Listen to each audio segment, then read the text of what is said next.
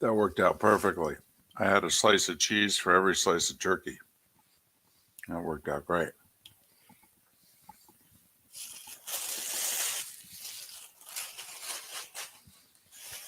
That's why if you sign on early, part of the allure of Twitch rather, is to get David's food critique of his morning snack.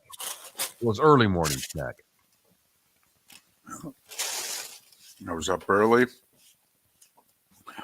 Got the meds in me that are needed with nothing in me. Now I got something in me. I can take the rest of the meds. How many pills do you take a day? 5.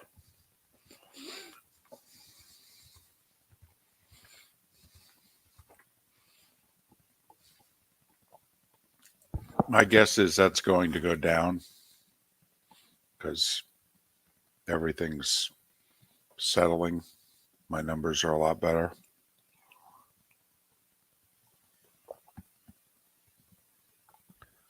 Just to let you know, David, today is one of your favorite days in baseball history. Really? Today in 1950, Bob Feller, after a 15-14 season, takes a $20,000 salary cut. As you know, it was his idea. God, I love Bob Feller.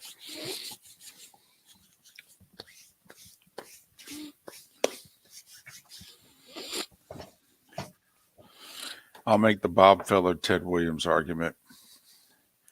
The time that both of them missed serving our country. Look at their career numbers. Unreal. Unreal.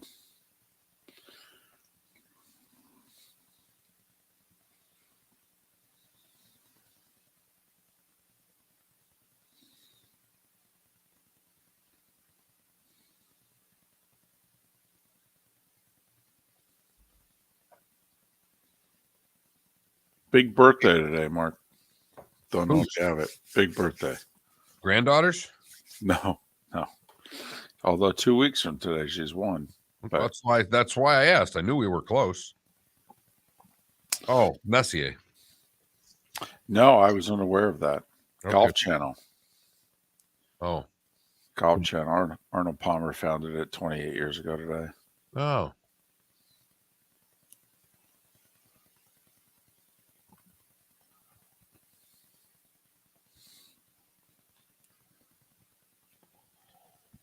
Oh no, 40 seconds.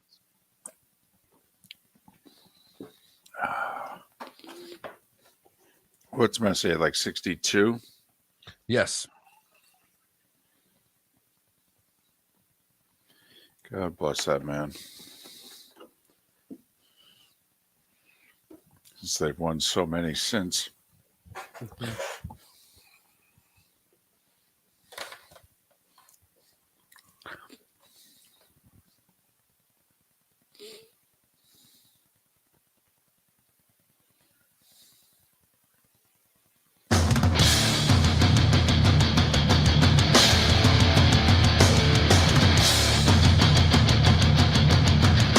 You are listening to Miller and Moulton, exclusively on the Florida Sports Network.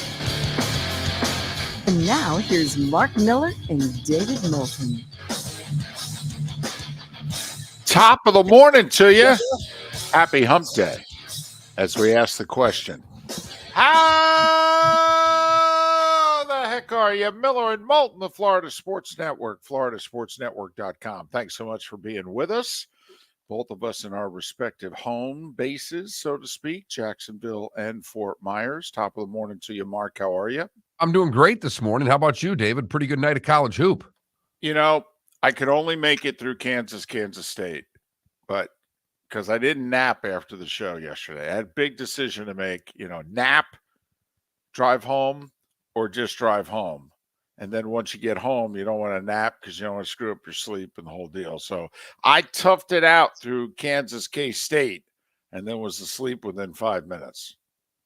Solid game, overtime. We told you if you were going to watch one college basketball game to watch Kansas and Kansas State, and it delivered. went to overtime, home team wins, courts rushed, all kinds of good stuff in Manhattan, Kansas last night. All kinds of nasty walking up to the line, crossing over the line chants from the crowd. Genuine dislike. You suck. No. You suck more. Atmosphere. That's what college sports is all about. We teach them young. See, it's how we do it in this country. You're right, because I'm in charge this week. The wife's out of town. And so at 7:00, I sat down with the daughter to watch the game. And she says, and 8-year-olds ask 8-year-old questions. She says, is this in Kansas? It's Kansas and Kansas State. As a matter of fact, it is. It's Kansas against Kansas State. They don't like each other very much. She goes, well, that makes sense. Yes. There you go. Yes, it does, sweetheart. That away. There you go. She got to watch a little bit of the first half before bedtime to see what collegiate basketball hatred's all about. Going to say, hopefully she couldn't fully make out some of the chants, but that's okay. It's all right. Mark, you're having a hell of a week. All right. You're doing a great job. And the days are running out, right? 1-2 more left. Couple more days. Yep. You're doing a great job. Great job. So far, I'm giving you AA minus. You're doing a great job. Hey, I'm just looking for passing grades here. That's anything above a B. I'd be stoked for. Well, you're doing a tremendous job, and I mean, think of the education that she's getting, and I don't mean in school. Oh no, I mean, no. Sure, her blackjack game. She now knows where to double down. She's having trouble with gin. I mean, Dad's whacking her, and I've got her playing for money. I've taken most of her in-house money, but that's all right. I mean, she's got to learn somehow. Question: do you intend to give it back to her? Already did. Okay. I can't make her pay at 8. 10, different story. I think knowing your wife just a little bit, you're going to have a hard time, I think, holding on to that cash even at 10. There's only one thing I'm really worried about. My daughter is incredibly honest, as all 8-year-olds should be.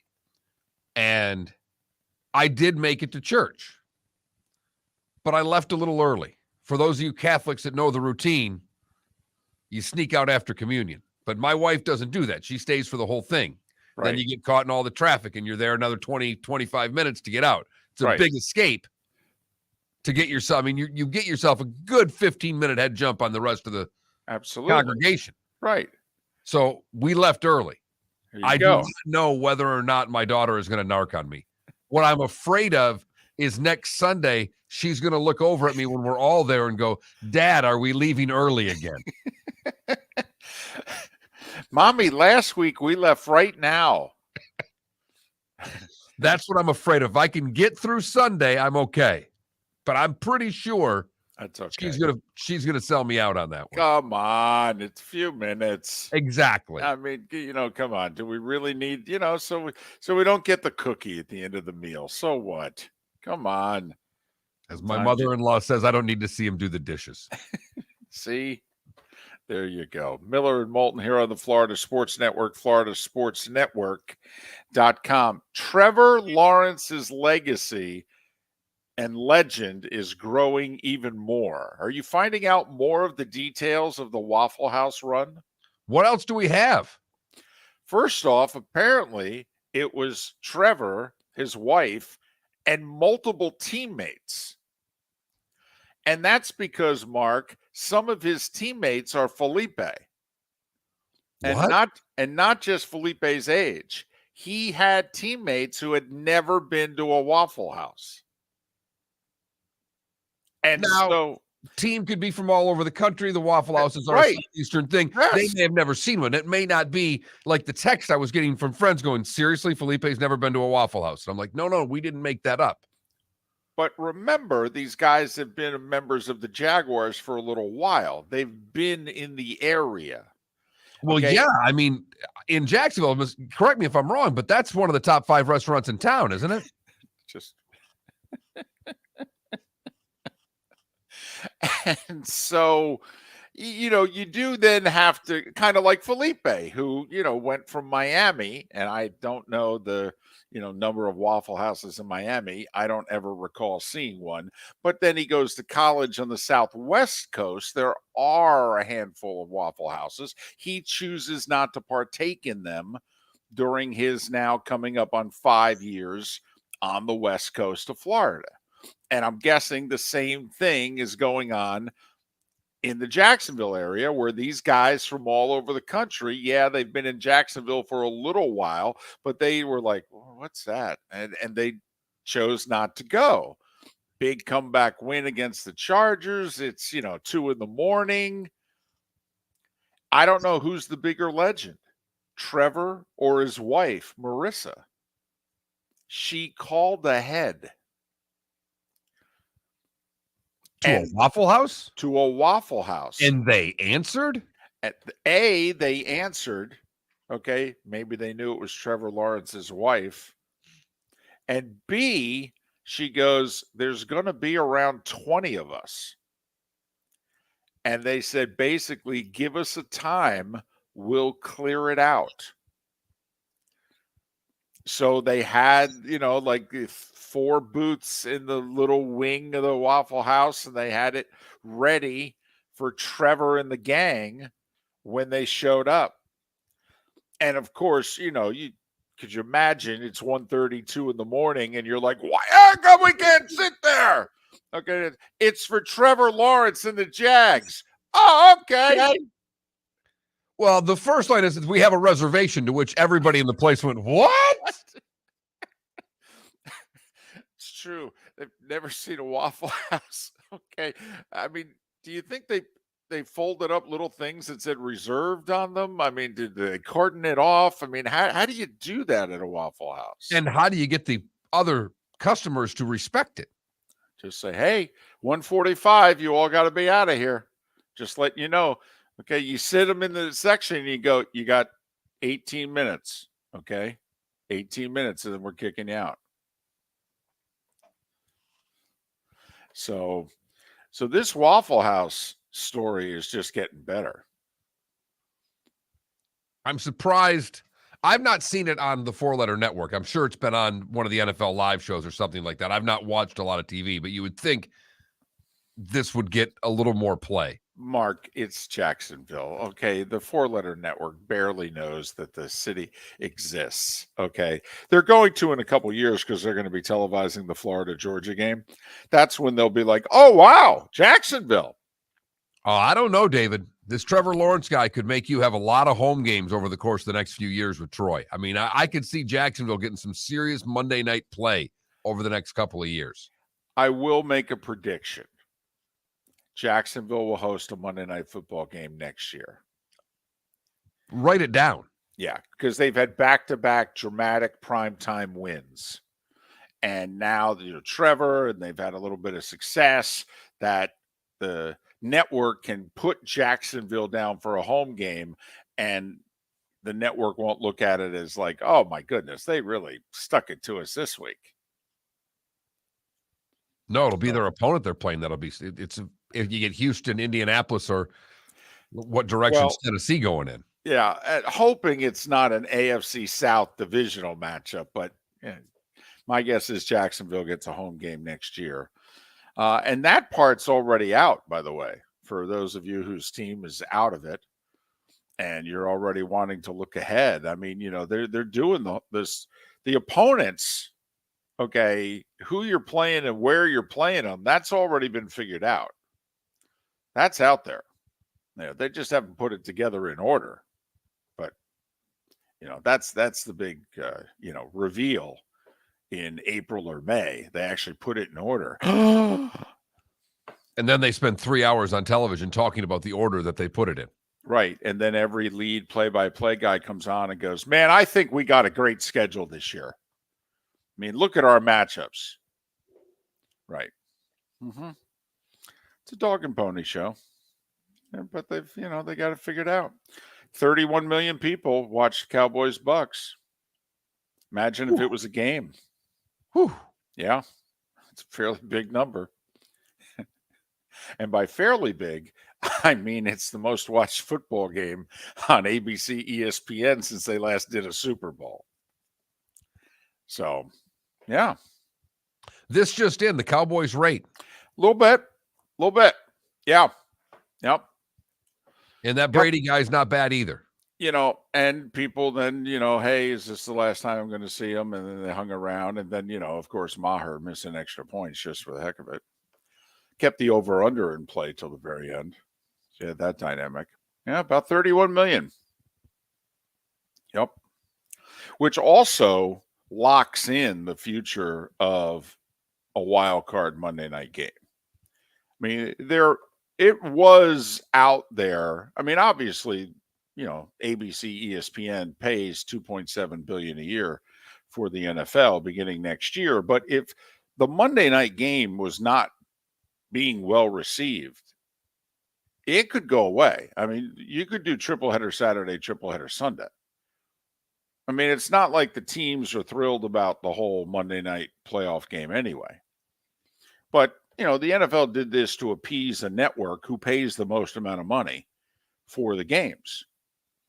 And this one needed to work. And it did. So you're going to have Monday night wildcard games for the next 10 years, whether you want them or not. Miller and Moulton, good show lined up for you today. Bobby Reagan from Barstool will talk a little college hoop with us. Seth Everett to join the show to talk about whatever it is Seth Everett wants to talk about. That's kind of how that works. I say we start with Waffle House and see if he's ever been. Miller and Moulton, the Florida Sports Network. David Moulton for Napa Auto Parts, and Napa Filters. Insist on Napa Filters for your vehicles, or if you're a do-it-yourselfer, only buy Napa Filters. Napa has a filter for almost anything on earth that moves, whether it's motorcycles, foreign and domestic cars, vans, SUVs, earth-moving equipment. You get the idea. Napa Auto Parts, Napa Filters. Insist on them for your vehicles, or if you're do-it-yourselfer, only buy Napa Filters. Ladies and gentlemen, once again. Yeah. Hi. Excuse me. Hey, the line starts back here. Ma'am, if your party's not here, you're going to have to go around again. If you had the opportunity to avoid all this, wouldn't you? Salt Life, making your trip to and from the airport seamless and stress-free. Salt Life is supported with the help of local partners like Zeffy's Tavern and Pizzeria at 41 and Wiggins Pass. Award-winning pizza with a cool rock and roll theme. Don't miss North Naples' newest sensation, Zeffy's Tavern and Pizzeria. When it's time to leave, book with the award-winning service for Naples Daily News Best of 2021. 250-mile radius, live 24 hours a day, 7 days a week. Serving a 250-mile radius of Southwest Florida over 15 airports. Salt Life Transportation, the official transportation of the Miller and Moulton Morning Show. Book now, 239-308-8686, or online at saltlifetransportation.com. Mark Miller for SWFL Golf Carts, or online, flgolfcarts.com. If you're looking for a golf cart, an e-bike, or an e-motorcycle, go visit Alex and the gang at SWFL Golf Carts. flgolfcarts.com online. Check out their whole inventory. If you're looking for a custom cart, they can take care of you. 2-seater, 4-seater, 6-seater, they've got you covered. E-bikes, nobody better for value and service. E-motorcycles, check them out. Again, flgolfcarts.com. flgolfcarts.com. You were listening to Miller and Moulton on the Florida Sports Network.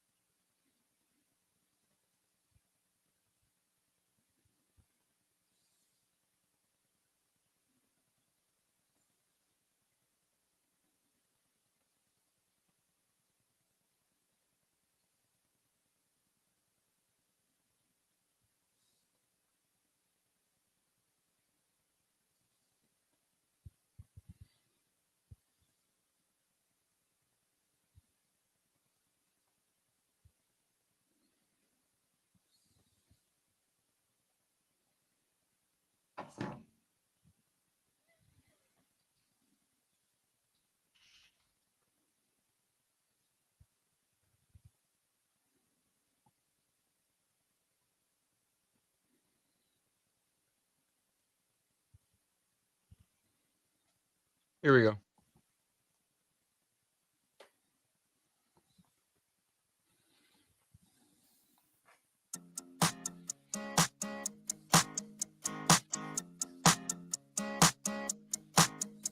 You're listening to Miller and Moulton, exclusively on the Florida Sports Network.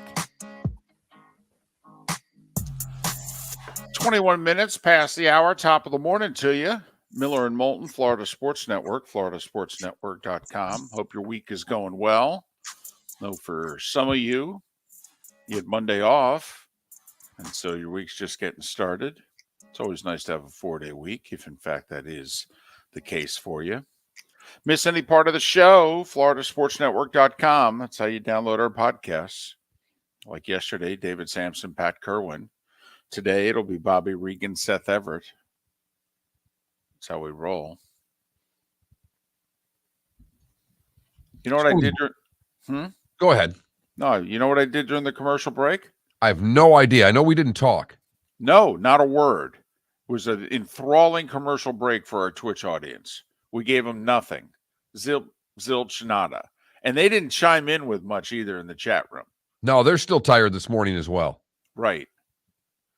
So, well, you know, Mark, I'm a goober. So, you know, I looked up the big three in-state NFL opponents for next year, trying to figure out if I only had so much money to buy one team season tickets, which team would I buy? I'm leaning Dolphins. I was going to say right now with the way the Bucs division is, that might finish third, and the fact that there's not going to be a Brady there. Right. None of us think he will be there. So, you know, obviously they've got their NFC South opponents. They do have the Bears and the Lions from the North that are coming. And they have the Eagles, the Titans, and the Jags. So their two division crossovers are the NFC North and the AFC South. NFC teams only get 8 home games next year. Next year's the year that the AFC teams get 9. So that's the Bucs schedule. Lions, Bears, Eagles, Titans, Jags. Your 5 non-division home games. Meanwhile, first off, if you buy either Jags or Dolphin season tickets, you get an extra home game. Number one. Number two, Mark, besides the fact that the Dolphins have the 3 AFC East opponents, the crossover divisions next year, AFC West, NFC East. So guess who the Dolphins get to come to town next year? They get Russ in Denver, Brady and the Raiders, but they get the Cowboys and the Giants on the home schedule next year. Then they go a little Titans. They could get Ryan Tannehill's homecoming, Tannehill and Carolina. And who knows, he could end up there too. So, but there you have it. They don't get Mahomes. Okay, but think about it. They got to go to Mahomes. On the road, Chargers, Chiefs, since they've got AFC West next year. But Giants and Cowboys on the home schedule if you buy Dolphin season tickets. All right. And as, you know, for the Jags, they get the AFC North, so they're getting Baltimore and Cincy at home. They get the NFC South. They're getting Atlanta and Carolina at home. And then they get Mahomes, and they get the Niners, which is funny because, I mean, a lot of people right now think it's going to be Kansas City and San Francisco in the Super Bowl. That's a pretty good home schedule for the Jags. Yeah, it is. It's not great. Okay. I think the Dolphins have the sexiest one. Well, anytime you put Dallas on there, it makes right. It does lift the schedule. Yeah. So there you have it. Just a couple of things there to look forward to. If you're already having to look ahead because your football season is over, Doll fan, Bucks fan. In fact, I could see Dolphins and Cowboys being a Sunday night football game. Ooh. Well, I mean, let's face it. every network wants the Cowboys and puts them in there. How many 1 o'clock games do the Cowboys play? Hardly any. So, but yeah, the Dolphins didn't get a lot of primetime action in 2022. So, and we're set up, I think, to get a lot of it next year. But then Tua's injury, I don't know. I don't know how networks will view that. You wonder, because obviously the Bills are in the last couple of years have gotten a lot of primetime action, but I think many of us we're trying to tell the networks, listen, the Patriots don't interest us anymore. Okay, Tom's not there. They're okay. Not but great, a head coach isn't not interesting awful. to watch a football game on. The rest of the stuff a head coach does can make it interesting, but we're not interested really for those 3.5 hours in Bill Belichick. Right. And the other thing is that the Patriots do not play an overly entertaining style of football. They don't have a ton of offensive weaponry. So, to the national audience, the Patriots are no longer a draw. Now they become really good again. Things could change, but they've been, middle of the road these 3 years after Brady. 10 wins, 8 wins, 7 wins. Those are their 3 seasons. So, do the math. I have a feeling the Dolphins get a couple of primetime games because I think all the networks kind of said, "Wow, would have liked to have had a Dolphins game." Both NBC first half of the season, they can't do anything with that. They got the Dolphins Steelers, and that was, I think, the only primetime game the Dolphins got this year before the playoffs. Was that Sunday nighter, and it was actually one of the worst, in terms of entertainment value, games the Dolphins played. It was pretty boring.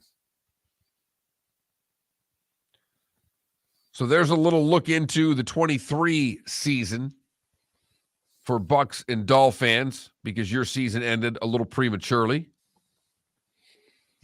David already lobbying for Dolphin season tickets. Well, I'm just saying for those of you, if you're inclined, because like Mark, for instance, you purchased Bucs season tickets when Brady made the decision to go to Tampa. I did. Right. I'm pretty confident that you're no longer going to have Bucs season tickets. That is a fact. Right. I didn't have them this year. I gave him up because I thought he was done and then couldn't get him back. Right. So shame on me for costing myself $1,000. So, and there's 2 reasons why you buy them. You're a sports fan and you want to be entertained. But then also now in the secondary market, you can resell them. You can make your money. People can buy season tickets, go to half the games, and have the other half of the games pay for their season tickets. So, it's capitalism at work. And Mark, I could see you, looking at the Dolphins schedule and going, well, I got to admit, this interests me. And then besides, I can always, look at who they got on their schedule. Hell, if I sell between the Raiders, Cowboys, and Giants, I could pay for the other 6 games. And once they get Brady on their team, those tickets should go up exponentially. Either way, whether Brady's playing for the Dolphins or he's playing for the Raiders. Exactly. Waiting for the lightning bolt to come down and hit one of us. I don't know why. I think it'll hit me. You at least went to Mass last week. I didn't. There's no need for a lightning bolt there. We're talking about what many people will. Where's Brady going to end up? And the Dolphins are going to be on everyone's list. Yeah. I think they get some primetime love next year. I bet you they get at least 3 primetime games next year after only getting 1 this year. Now, if they would change their uniforms back, they'd get a max 5 games just for the uniforms.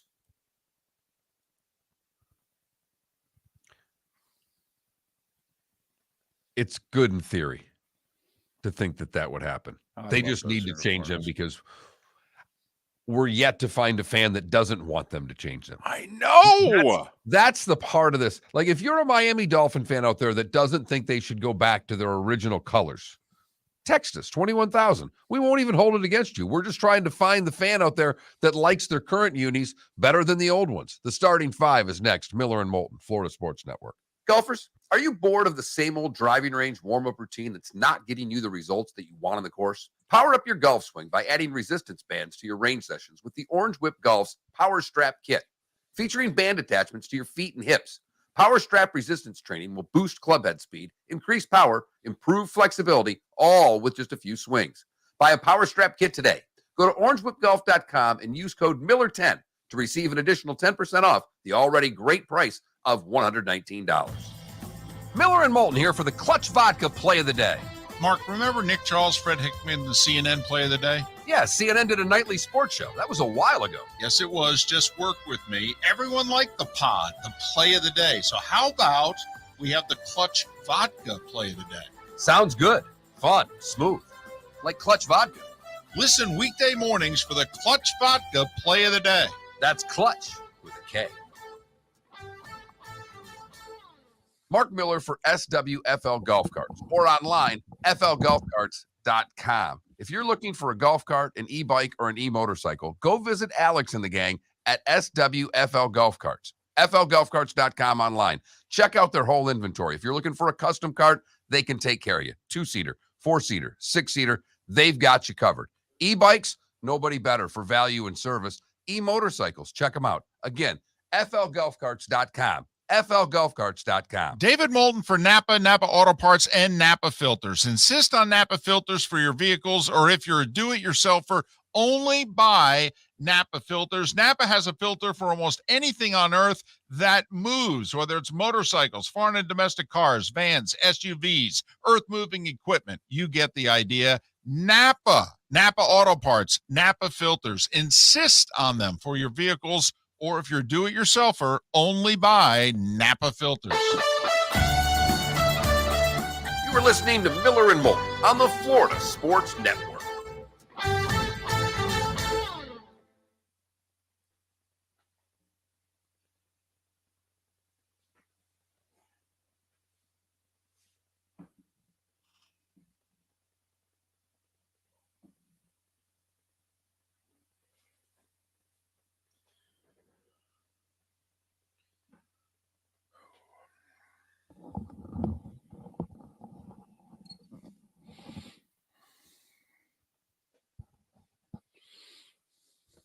Yeah, Jay Gunn, there's always one team seemingly that everybody has to, God, how come we always have to go play them at their place?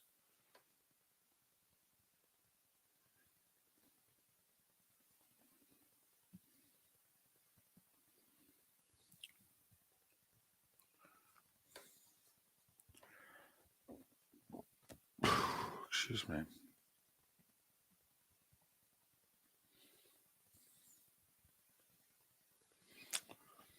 Well,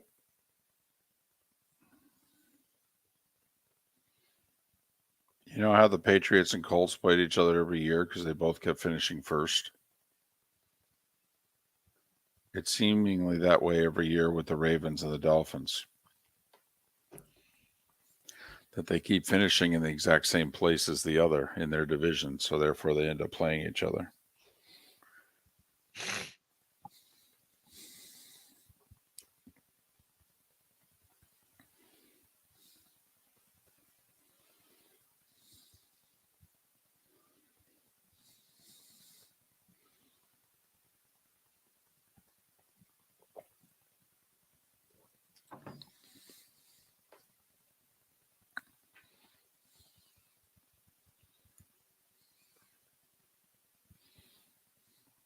Yeah, Dolphins have a really hard schedule next year. I mean, if you think about it, they have their division games. They have the NFC East. Everybody finished 500 or above. They have the AFC West.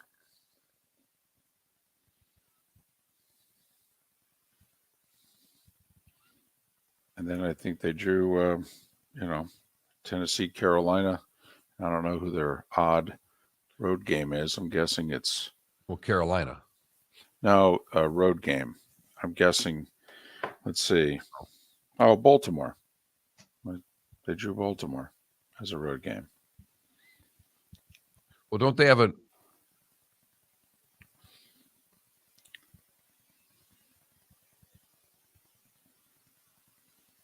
They don't play the entire NFC South.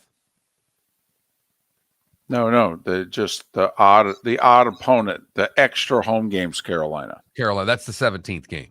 Yeah. That's the crossover. But like they got the 3 road division games. They'll play Washington and Philly from the NFC East on the road. They'll play Kansas City and the Chargers from the AFC West on the road.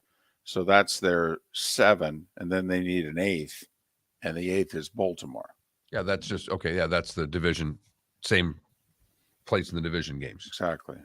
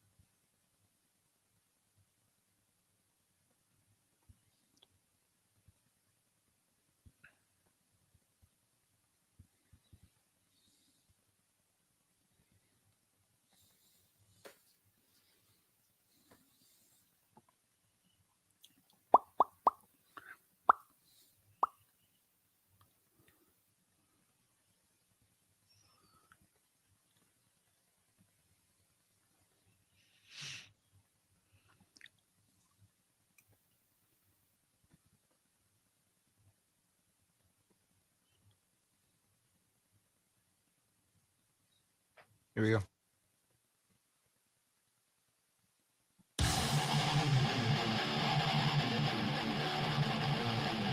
You're listening to Miller and Moulton, exclusively on the Florida Sports Network. 22 minutes before the hour. Thanks so much for being with us. Top of the morning to you. Miller and Moulton, Florida Sports Network. FloridaSportsNetwork.com. Bobby Reagan to talk some college hoops at the top of the 8 o'clock hour. Seth Everett, 2 hours from now. Right now, it is time for The Starting Five. 5 stories you need to know. It's the Starting Five on Miller and Moulton. Here's number 1. Mark. Before I give you some of the NFL news to start off the Starting Five, I'd like to ask you a question. If you're coming at the Chargers-Jags playoff game and you're coming at it from a Chargers point of view, which side of the ball do you blame more for blowing the 27-0 lead? Do you blame the offense or do you blame the defense? I blame the offense more. Okay. Well, so did they. Chargers fired their offensive coordinator, Joe Lombardi, and quarterbacks coach Shane Day yesterday. Remember, these are the only 2 guys that, Herbert's ever worked with. So he's going to have new people to deal with next year. So the blame game certainly seems as if Staley then is staying. When you're making specific staff changes, that usually means the coach is staying, but somebody else had to walk the plank. Speaking of staying, Lions offensive coordinator Ben Johnson, very hot commodity. Lions winning 8 of their final 10. Look at what he's done with Goff. A lot of people thought, Mark, he had the Carolina job, that he was the leader in the clubhouse. Well, he said late last night, you know what? I'm not ready to leave Detroit. I want to play this out. Wonder if somebody got to him and said, listen, you have another good year. You'll get offered a head coaching job next year. It'll probably be better than Carolina. It's such an interesting statement in and of itself. Better than Carolina. The only jobs that are typically available are bad jobs. That's why the coach got fired. I don't know, Mark. Dolphins and or Chargers jobs could be available next year too if results don't go a certain way. Right. And if the Dolphins' job's available, that means that Tua's not playing and you're starting over at quarterback. Meanwhile, well, he could say, well, heck, I rehabilitated Goff. Everybody thought he was on the scrap heap of the NFL. No, but I don't think you would be rehabilitating Tua because of Right. anything more than he can't play from a concussion standpoint. But you're right. The Chargers' job could be available. Browns are going to hire Jim Schwartz, who semi-retired a couple of years ago. He got fed up with what was going on in Philly. And when they got rid of Doug Peterson, he said, well, this is ridiculous. And he retired.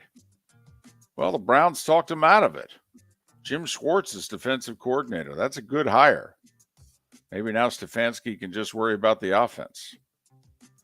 Titans hiring former Gator and 49ers director of player personnel, Rand Carthen, as their general manager. Niners get compensatory picks because of it, but Rand Carthen will now work with Mike Vrabel to try to turn the Titans around, who finished the year with 7 straight losses. And the Cowboys are sticking with Brett Maher. They're going to build them back up during the week, Mark. Big confidence builders. You know how in golf, what do? You put the wedge in your hand. You start small. Then you eventually work your way up to that 7-iron. Then you start hitting 5 irons. And then maybe towards the end of the week, you put the big stick back in his hand. I guess that's what they're going to do with Maher. Of course, the problem is he kept shanking the wedges. Yeah. It seemed that they were not going to cut him. I mean, that was pretty evident after the game. And listening to a lot of people, that's a lot tougher at this point of the year with a short week and all of those things. Well, and I don't think we were recommending cutting him, but we were recommending, can't you just put him to the side and if the guy is mentally shot right now, if he's fried and you don't think he'll be ready to go in 6 days, you could bring in anybody off the street and basically say he'll be better than Maher. He's shot. Mark, when you got the shanks, you got the shanks. Correct. So, anyway, but they're going to stick with him, apparently. All right. Good luck. Sunday night, San Francisco. College football news. Gators quarterback recruit Jaden Rashada. He's done with the Gators. He officially requested his release from his, now I got to make sure I get this straight. He officially requested his release from his NLI, okay, because his reported $13 million NIL deal fell through. See, the national letter of intent, not to be confused with the bank and where you go to get your money. Right. So that Gator Collective, remember, Florida was ahead of everybody else in state because of the Gator Collective. Remember that? And Florida State was really in a tough spot because Miami had Ruiz and the Gators had the Gator Collective. And what in the world do they have in Tallahassee? Well, right now they got the best program in the state. And this Gator Collective, this could have lasting effects for future recruits. And are they going to trust the Gator Collective that when they say, okay, sign this deal, we'll come up with the money? Well, apparently they couldn't come up with the money. 4 years, $13 million was the deal that Rashada was signing with the Gator Collective. It fell through. Meanwhile, Michigan's co-offensive coordinator, Matt Weiss, a 39-year-old with degrees from Vanderbilt and Stanford, he's been placed on leave. Campus police are investigating a report of, quote, computer access crimes, unquote. We can all try to translate that.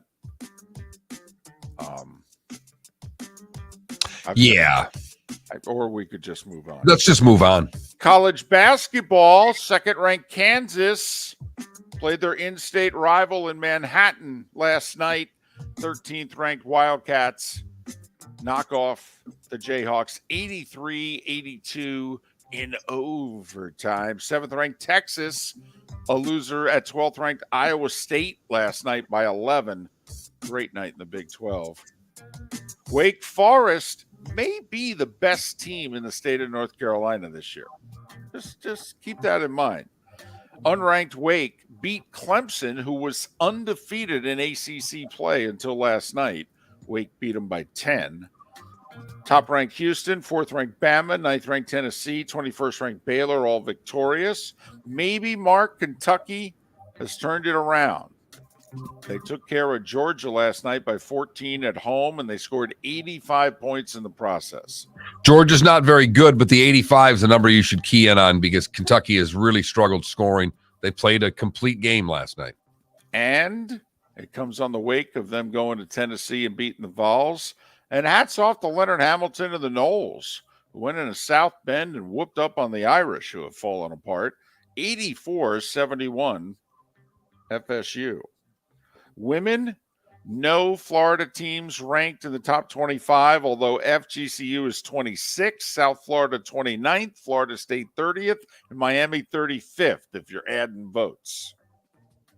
One in-state women's team played yesterday. UCF lost to Tulane by 14. NBA, Milwaukee over Toronto. You know, no KD and Kyrie. Brooklyn's just not the same, Mark. Funny how that works. Mm-hmm. They lost in San Antonio to the Spurs by 8. And Jokic guy in Denver. It's going to be tough for somebody else to win the MVP. I mean, listen, he and they haven't done squat in the postseason.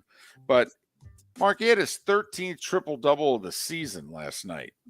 36, 12, and 10 in a 9-point win against Portland. By the way, Joel Embiid with 41 in Los Angeles as the Sixers beat the Clippers by 10. A lot of NHL games. We'll tell you about 3 of them. Panthers blew a 4-2 second-period lead, lost in Toronto 5-4 in overtime. They were outplayed in the game. They were outshot like 40-18, but entertaining as hell. Yeah. 5-goal first period. You got to love that. I mean, it was a fun game to watch. Minnesota doubled up Washington 4-2, and Seattle, after an 8-game win streak, has now lost 2 in a row. Connor McDavid scored his 38th goal in his 46th game. It's on pace for about 70 and about 150 points. Edmonton 5-2 over the Kraken. Mark Nadal got beat down under. Straight sets, too. By an American, Mackenzie McDonald, who's like ranked 56th in the world. Nadal apparently has got a hip injury. It was noticeable from the second set on. 6-4, 6-4, 7-5. He's 35. He's been hurt since the summer of last year. I mean, hell, he's been hurt a good chunk of his career, it seems. But he's the all-time leader with 22 slams. I mean, he'll still be the favorite to win the French. I mean, if he can walk, he'll be the favorite to win the French. But, you know, you wonder how many more times he's going to keep playing, you know, that sort of deal. You got to think Djokovic now the favorite, right? Absolutely. Coco Gauff through to the 3rd round. Jessica Pegula through to the 3rd round on the women's side. And really good news in the tennis world. Chris Everett announcing yesterday she is cancer-free. She was diagnosed about a year ago with cancer. It was the same cancer that killed her younger sister. But knock on wood. All right, Chris Everett, cancer-free. And according to her doctors, they said 90% chance it does not reoccur. All right. And happy birthday, Mark. I don't normally do birthdays in the starting 5. That's for you at the end of the show. But happy birthday to the Golf Channel. The Golf Channel turns 28 today. 1995. Arnold Palmer and a couple of investors. Everybody told him it was a dumb idea. You're just throwing your money away. He said, well, I kind of like the idea and I'm going to do it. Seems to have worked. After they graduated grad school, they moved to Connecticut. Well, to be closer to family, because the Golf Channel in Connecticut makes so much sense. Yeah. Well, needless to say, they couldn't have done that while Arnie was still alive. So, yeah. That is true. They did move the campus, and the palm trees in Greenwich, it just doesn't seem to work. But happy birthday to the Golf Channel. It's 28 today. I don't know if there's anybody still with the Golf Channel who was with the Golf Channel 20. Like ESPN still has Berman. They had Bob Lee forever. There were a few people. CNN's had some long-time people, although a lot of them are being forced out now. I don't know. Is there a single on-air person? I have no idea. I don't think so. With the Golf Channel who was with it even from the 90s. So there you have it. And that was the Starting Five every weekday morning at this time on Miller and Moulton.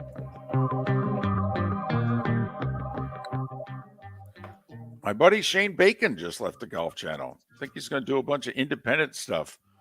Mark, apparently these podcasts are successful. For some people. Right. One that's not successful is the Miller and Moulton podcast. You can download that at any of the usual places. If you miss any of the show, feel free to download our podcast. It's very unsuccessful, making absolutely no money for either of us. Correct.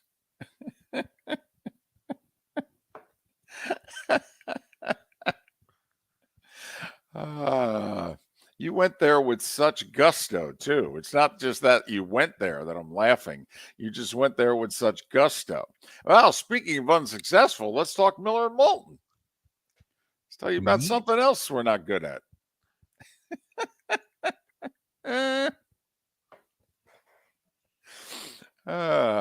of caught me off guard there. I wasn't expecting you to go there. What do you want next? Text to the show. 21,000's the number. Well, better yet, we'll take calls. That's a good one. Yeah, it really is. One day, David. One day. Yeah, so they say. So how about this Rashada thing? First off, 4-year, $13 million. I mean, that's now been confirmed. That was the deal. That's how they got the California kid to turn down Ruiz's money in Miami and commit to the Gators.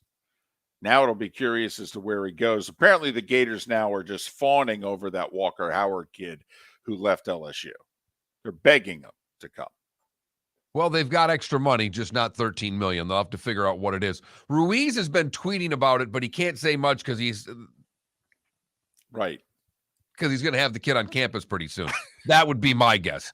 Miller and Moulton. Thanks for listening right here on the Florida Sports Network.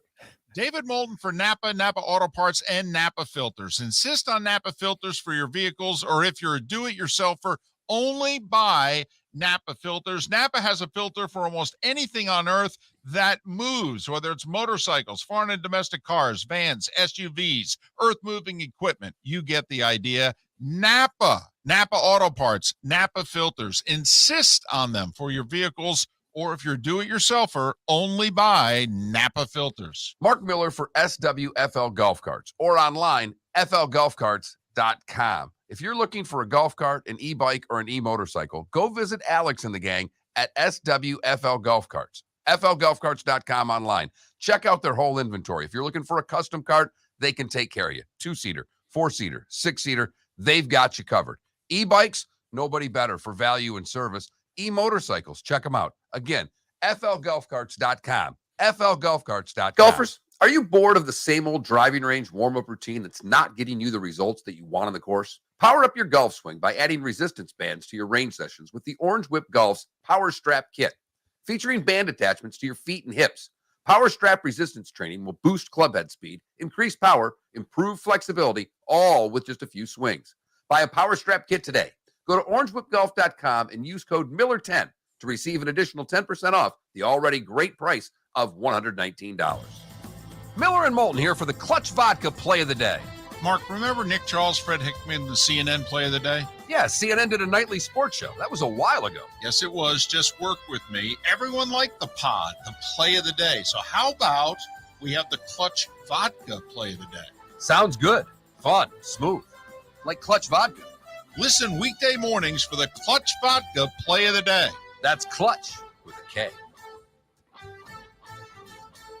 Bring your big mouth to John Smith Subs and indulge in their overstuffed subs with the freshest quality ingredients. Enjoy our famous steak bomb with perfectly grilled marinated sirloin steak topped with provolone cheese, grilled onions, peppers, mushrooms, crispy bacon, juicy tomatoes, and creamy mayo. Boom! Made-to-order crispy fries can be paired with the Gator, the Cuban, the Chicken Bomb, or the Italian. Love local. Eat delicious with John Smith Subs. Find a John Smith Subs location near you today. Ladies and gentlemen, once again. Yeah. Hi. Excuse me. Hey, the line starts back here. Ma'am, if your party's not here, you're going to have to go around again. If you had the opportunity to avoid all this, wouldn't you? Salt Life, making your trip to and from the airport seamless and stress-free. Salt Life is supported with the help of local partners like Zeffy's Tavern and Pizzeria at 41 and Wiggins Pass. Award-winning pizza with a cool rock and roll theme. Don't miss North Naples' newest sensation, Zeffy's Tavern and Pizzeria. When it's time to leave, book with the award-winning service for Naples Daily News Best of 2021. 250-mile radius, live 24 hours a day, 7 days a week. Serving a 250-mile radius of Southwest Florida over 15 airports. Salt Life Transportation, the official transportation of the Miller and Moulton Morning Show. Book now, 239-308-8686, or online at saltlifetransportation.com.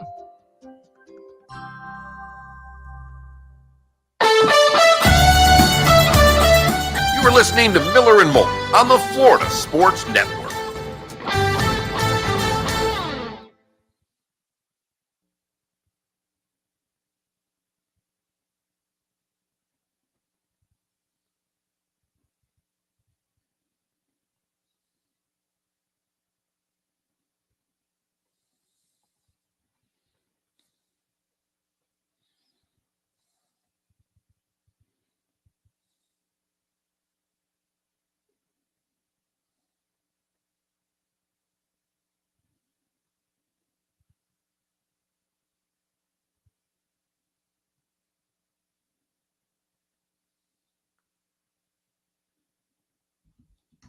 So, David, I saw that the LIV is close to signing a TV deal. Did you see with who? Yeah, CW. Mm-hmm.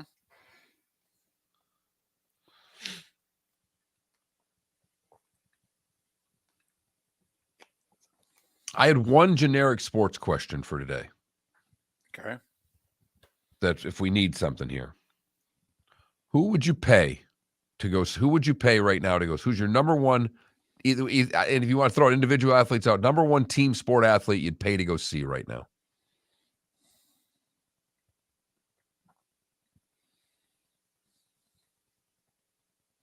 John Moran. Okay. Connor McDavid would be mine, but I'd be willing to change my answer for a lot of players, and John Morant's up there.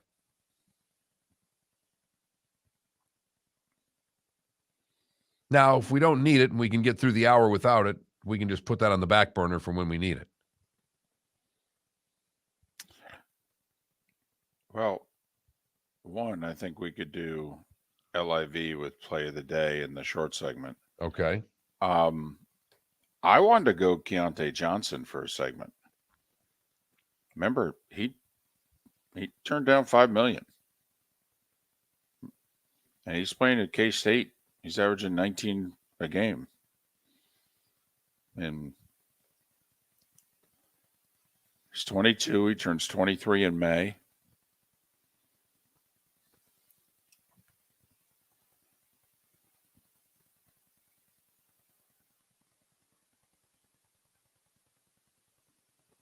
Damn, he's my age. Mm-hmm. I'm happy he's still playing.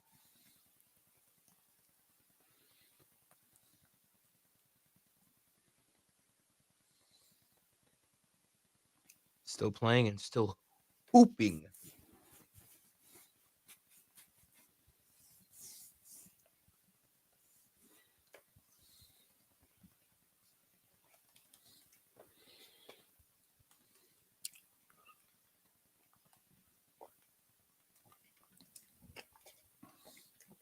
But, Mark, we could go there.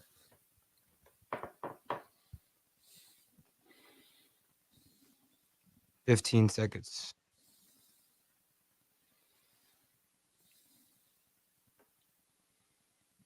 $10 seconds. We could go there if you want.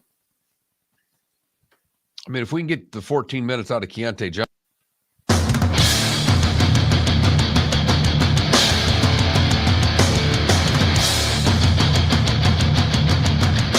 You are listening to Miller and Moulton, exclusively on the Florida Sports Network. And now, here's Mark Miller and David Moulton. Hour 2, Miller and Moulton on this hump day. Thanks for helping us get over it together. Or are we helping you get it? Whatever. Miller and Moulton, the Florida Sports Network, floridasportsnetwork.com. Bobby Reagan, an hour from now. Seth Everett in our 8 o'clock hour as well. We told you yesterday, we almost challenged you. If you're going to watch one college basketball game this year, please have it be Kansas at Kansas State, which was 7 o'clock last night. And 2 of the top 15 teams in the country played a really good, close, exciting game that went overtime. And little brother beat big brother for one of the few times recently. Court storming the whole deal, 83-82. I think Kansas had won 15-17 coming in against K-State. Something gaudy like that. Right. So there's many subplots to any game like that, but there was a guy on Kansas State. Don't know how many of you took us up on our challenge and watched, but if you did, we even gave you a 7 o'clock game. We didn't make you stay up late. No. I mean, we made this as easy as we could make it on you. And even with overtime, I think it was like 9:15-ish. I mean, you know, they moved it along, 9:20. So even Miller and Moulton could stay up for it. So Keontae Johnson plays for Kansas State. And that maybe that name rang a bell, but you couldn't quite piece it together. And if you were watching, you were like, oh, yeah, that's right. He's the Gator. And he collapsed. And it was terrifying. And he's never going to play again. And certainly not at Florida. They said, no, we ain't medically clearing you. No. Mm-mm. And what was it? Last year, Mark, they put him in for like 1 second at final home game, and he kissed the court, you know, type deal, and, you know, got his standing ovation and that sort of deal. But the Gators are done with him. No way. Yeah, he still had eligibility left, and he got medical clearance. From everybody not named the Florida Gators. Correct. And so he ends up in Manhattan, Kansas. Great for him. You know, let's hope that the doctors are right and that he has a long and healthy life. But do you remember when we told you about Keontae before he was going to Kansas State? He had a decision to make, a $5 million decision. You go back and play, you can't cash in the insurance policy.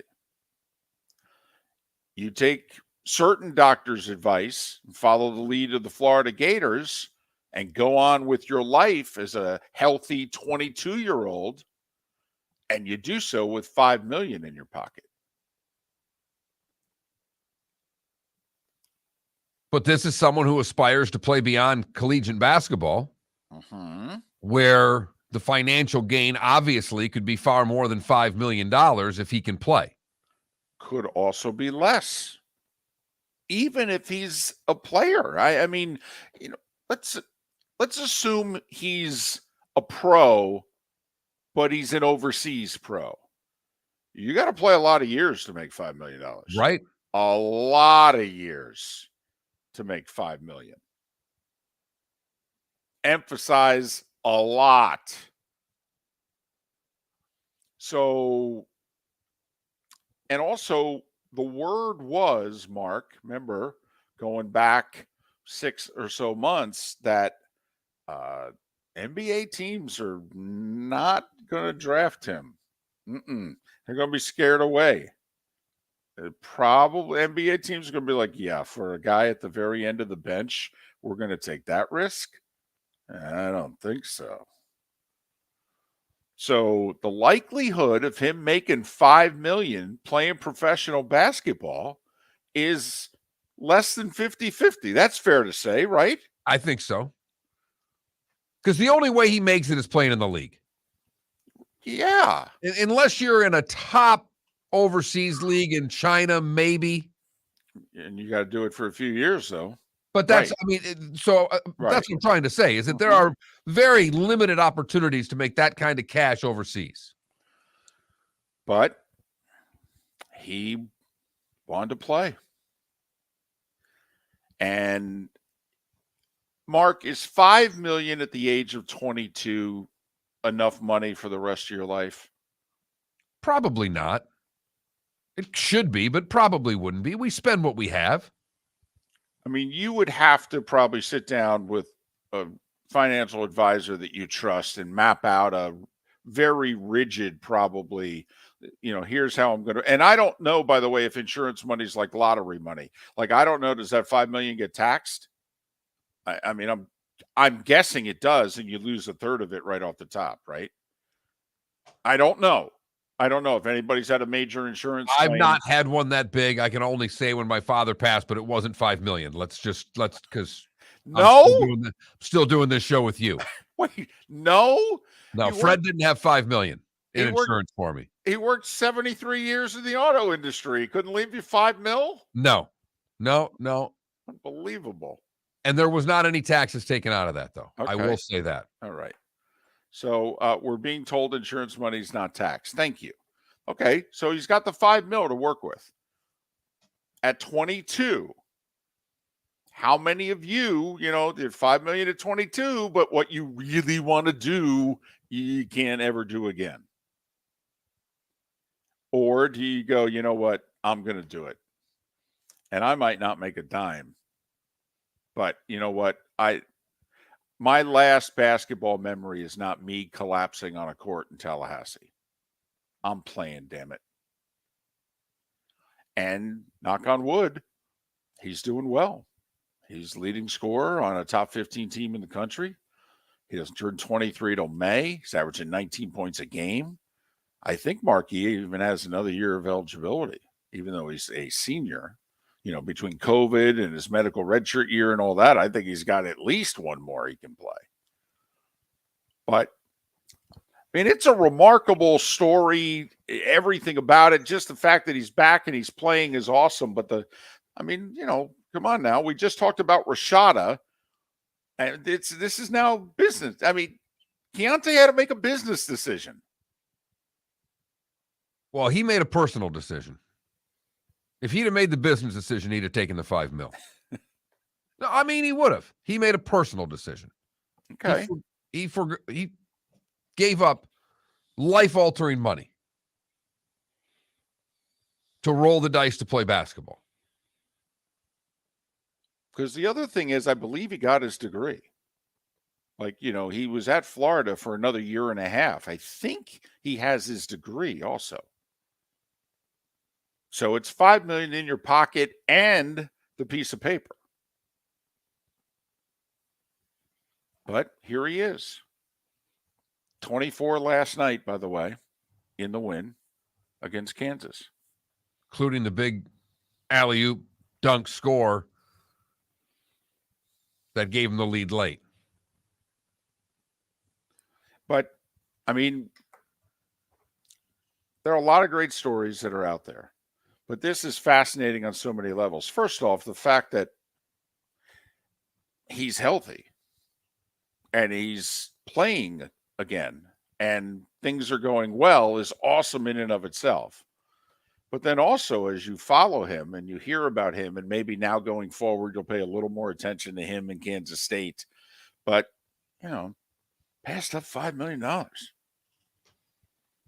And at the time he passed it up, he had just turned 22. $5 million. Right. I mean, how much I got to admit, this is the only thing I've ever wanted to do since I was 8 years old. But if 14 years into my lifelong dream, somebody tapped me on the shoulder and said, Moulton, I don't know what to tell you, but it ain't going to happen. It just, you caught a bad break. Okay. But here's $5 million. Okay. Figure out a plan B. And Mark, I wanted to be the next Kirk Gowdy, the next Vern Lundquist. But I don't know. Bartending, delivering pizzas, I'd be doing, there's a pretty good chance I'd be doing plan B.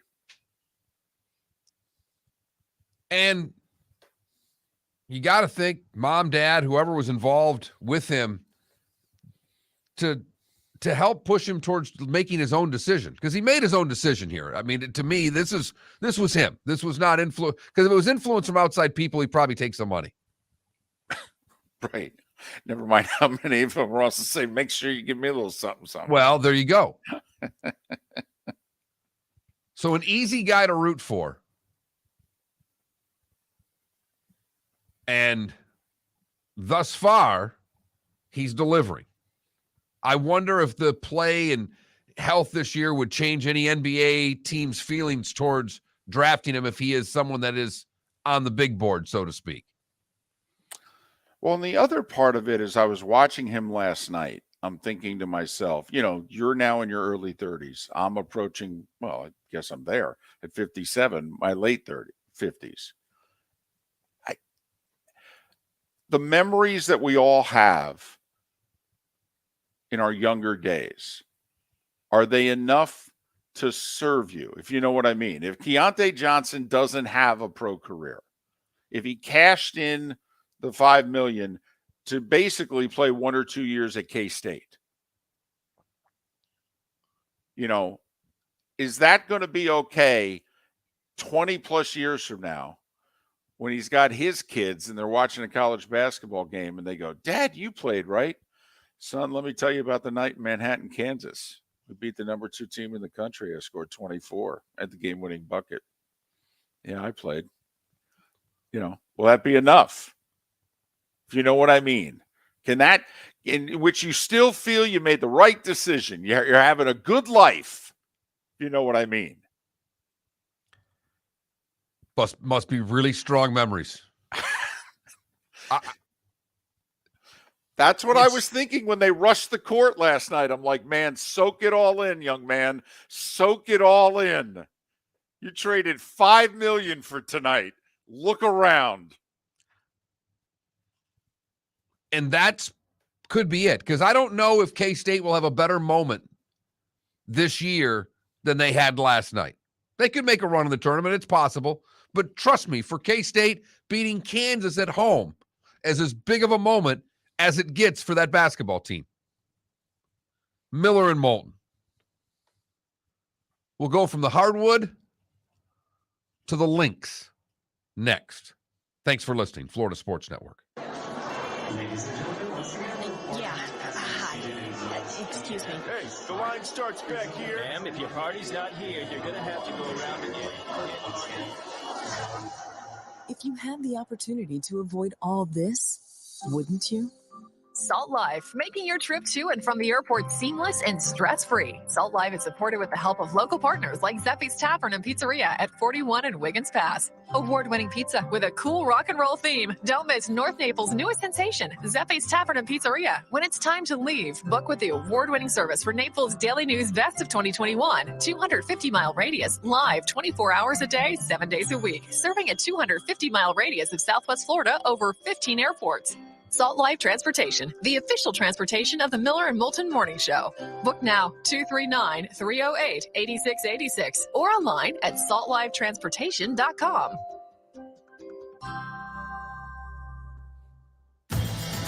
Miller and Moulton here for the Clutch Vodka Play of the Day. Mark, remember Nick Charles, Fred Hickman, the CNN Play of the Day? Yeah, CNN did a nightly sports show. That was a while ago. Yes, it was. Just work with me. Everyone liked the pod, the Play of the Day. So how about we have the Clutch Vodka Play of the Day? Sounds good. Fun. Smooth. Like Clutch Vodka. Listen weekday mornings for the Clutch Vodka Play of the Day. That's Clutch with a K. Mark Miller for SWFL Golf Carts or online, flgolfcarts.com. If you're looking for a golf cart, an e-bike, or an e-motorcycle, go visit Alex and the gang at SWFL Golf Carts. flgolfcarts.com online.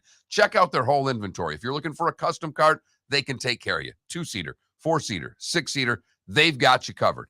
E-bikes, nobody better for value and service. E-motorcycles, check them out. Again, flgolfcarts.com. flgolfcarts.com. You were listening to Miller and Moulton on the Florida Sports Network.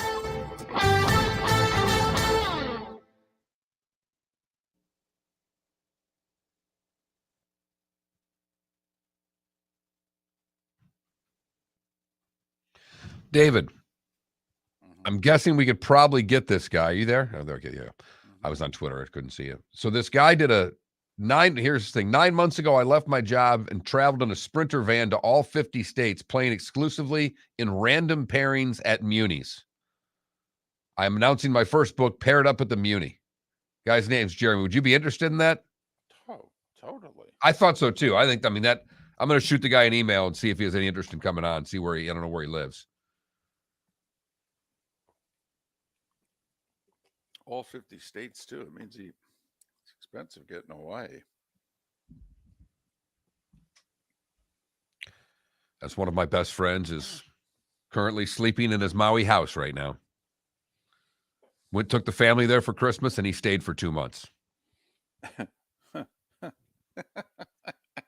2 kids in college, daughters in high school, wife's back with the kid. He sold his business, and he's in Hawaii for the winter. And she's okay with him just being away for 2 months? I think so. The daughter's okay with it? Well, that's the one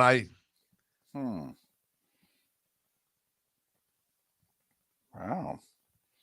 I'm sure he's providing them with a really nice life. So Absolutely. He's done well. if he's hanging out at his Maui place for 2 months. He and I share this same last name. We have a lot of mutual friends. He's now known as Maui Mills. Nice. What plan, DC, to play Munis in 50 states? Or the Maui plan?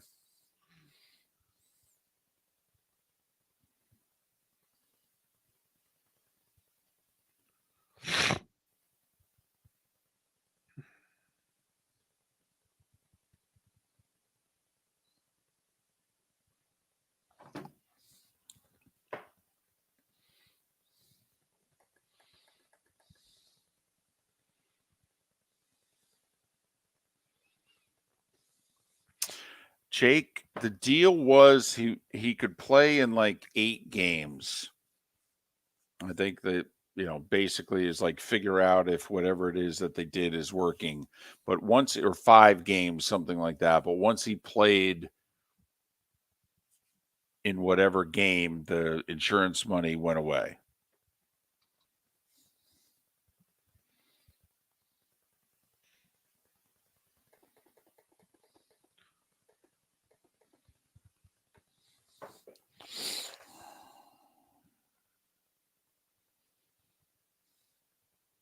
So this veterinarian convention that my wife is at is like the biggest one in the country. There's like 23,000 veterinarians there. Wow. Kevin Bacon, it's all an 80s theme. It's the biggest one they've ever had coming out of COVID and all. It's the first big convention that this group's had. Kevin Bacon was like the speaker. So my wife tells me he comes on and he does his little, thing, but literally he, because he starts out with his wife says, "What's your joke going to be?" Well, I was going to thank them all for their service. They're veterinarians.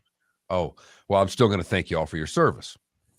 But then he proceeded to do, I don't know I think I've told you before, like one of the things that endeared me to my wife when I met her is that we went on several dates. I never asked about, how do I do this to my dog? I never spoke to her, asked her work questions. Right. And it is amazing. First off, the number of people that do that, but 2, the number of people that in their first story when they found out someone's a veterinarian is, "Oh yeah, I just put my dog down."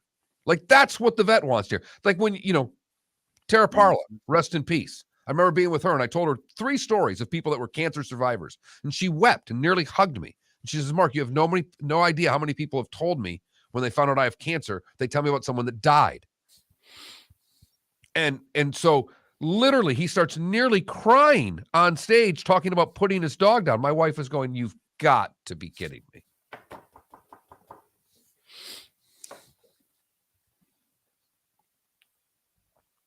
Miller and Moulton at midnight. I'd have to wake up for that, DC.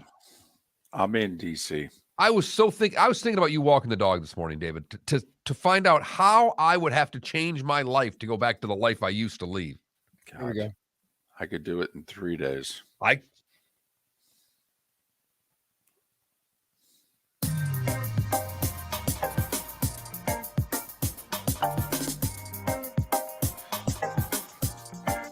Welcome back to Miller and Moulton, only on the Florida Sports Network.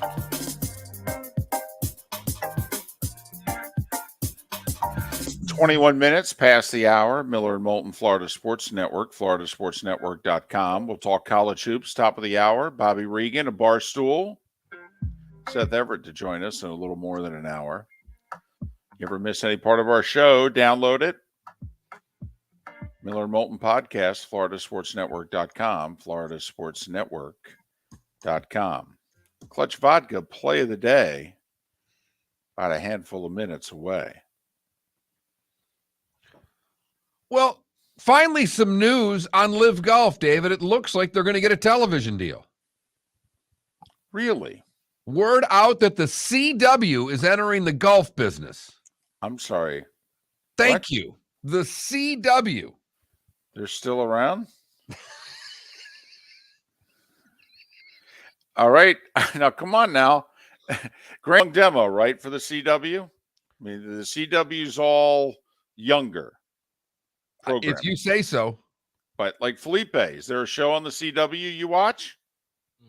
No. Is there a show on the CW that you're aware of?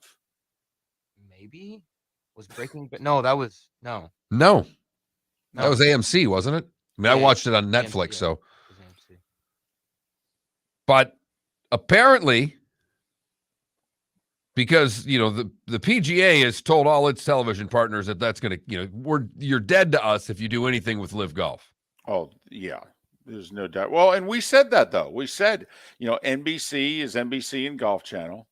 Obviously, even though ABC, ESPN doesn't do a lot of golf, they do some, and they televise early round coverage of a couple majors. So we knew they weren't going to be involved. CBS obviously is not going to touch it. Now, the CW has not said anything yet. David Faraday leaked some information out that gets people thinking that way. The CW is owned by Nexstar. There are other companies that have small stakes in the network. But it looks like it's going to be a revenue-sharing model. But it would put Live Golf on TV. Now, ironically, it wouldn't for me. Locally, the CW is not carried on DirecTV's local channels. You're still with them, huh? I thought once they lost... I've got to fulfill my contract. I got to go through till the end of this contract, which is August, and then I'll be done with them. Okay. So you won't be able to get it. Not without having to finagle a right antenna and use one of those HD antennas. This reminds me of, man, is it 20 years ago now? Come on. I know where you're going. The NHL on OLN. Well, it was OLN for like an hour and a half, and then OLN became Versus. And it was a revenue share. I mean, the NHL's done a few revenue shares. When they came out of the lockout, and the deal they did with NBC was entirely a revenue share. That first big deal, when they left ESPN wanted nothing to do with them anymore. And the only deal they could come up with to get on network television was a revenue share. And look at where the NHL is a generation later. The CW only expects to have 3 U.S. scripted original series next season. There's a show called All American that was recently renewed. But it talks in this article from the Hollywood Reporter that it could be a shift in what the new company, it's the first move that they've made since acquiring the network, this Nexstar company. And it could be a shift trying to, whether it's more live sports, but hey, David, you and I have talked for the longest time. What are people watching? Well, top 100 shows in 2022 on television, I believe 94 of them were sports. By the way, none of them not football. There wasn't a single top 100 show that was baseball or basketball. Now, I think the Olympics got worked in because 2022 was an Olympic year. So there were 6 to 8 nights of the Olympics that got in. But otherwise, everything else was football. And I think, college football championship game, maybe the semis got in. But, I think 85 of the shows were NFL of the top 100. And then you threw in like the Oscars. But I mean, there was virtually nothing in the top 100 that wasn't, sports. And it was all live programming too, right? Yeah, I mean, there might have been a show that dubbed in there, but I mean, like you're talking about the Oscars and things of that nature. Like the top 100 is basically all live events. Correct. I don't think there was a scripted series that made the top 100. But this is why, by the way, it's difficult to get your hands on live sports. It just is, because the networks have figured it out. It's like, well, that's the only damn thing people are watching. And it's the only damn thing people are watching the commercials on. Doesn't mean scripted shows aren't being watched. They're Right. being consumed, obviously, as we all know, very differently. But if you want to guarantee, or the best guarantee, that the commercial time is going to be aired and seen by its viewers, it's in live sports. And these Okay. live award shows as well. Gut feeling before we go to the Clutch Vodka play of the day. Will the golf fan seek out the CW to watch some LIV golf? Because they're going to have to find it. Let's be honest. And the average age of a golf viewer is like 60. Okay. They ain't watching the CW. I mean, nobody's. They don't even know where the CW is. Right. So I don't think so. I mean, not initially. I think but this new company wants to get into live sports. Where else are you going to, David, where are you going to go? Oh, look at you going a little Bob Castellini on us. Let's go now to the Clutch Vodka play of the day. That's Clutch with a K. What do you have, Felipe? Well, speaking of Keontae Johnson and that close win against Kansas, he had the game-winning alley-oop. Desi gets it into Marquise Noel. Shot clock now at 20. Here comes K-State. There's the lob for Key, and he stuffs the ball. He got the stuff. Here we go. Here's the inbounds. Harris, 10 seconds to go. 9 seconds. He's got it at center circle. 6 seconds to go. He'll drive to the left, towards the baseline. Loses the ball. He's on the floor. 1 second to go. It's over. It's over. It's over. Kansas State has won the game. 83-82. That second half was the game-winning stop. So you got the upset for Kansas State, upsetting number 2, Kansas. In Manhattan, Kansas, it's our Clutch Vodka play of the day. That's Clutch with a K, kind of like Kansas and Kansas State. They were chanting KSU after that game.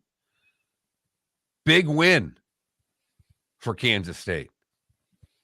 Big 12 is going to be amazing this year. Really is. You could just watch Big 12 basketball to the tournament. It'll represent the sport very well. Big 12 tournament's going to be fantastic, too. I mean, fantastic. And here's the funny thing. Big 12, maybe the best year ever for Big 12 basketball could be this year. And Mark, right now, if we all had $20, who would we pick? Kansas. Just seems as if they always win it. Doesn't matter how many take their run at them. They're not very deep, though. It basically plays 6 guys. I will say, you wonder if this Kansas team, which you could argue is the best team in the country, but, to go through what they're going to have to keep going through, Mark, it's going to be really tough to do it playing basically 6. Right.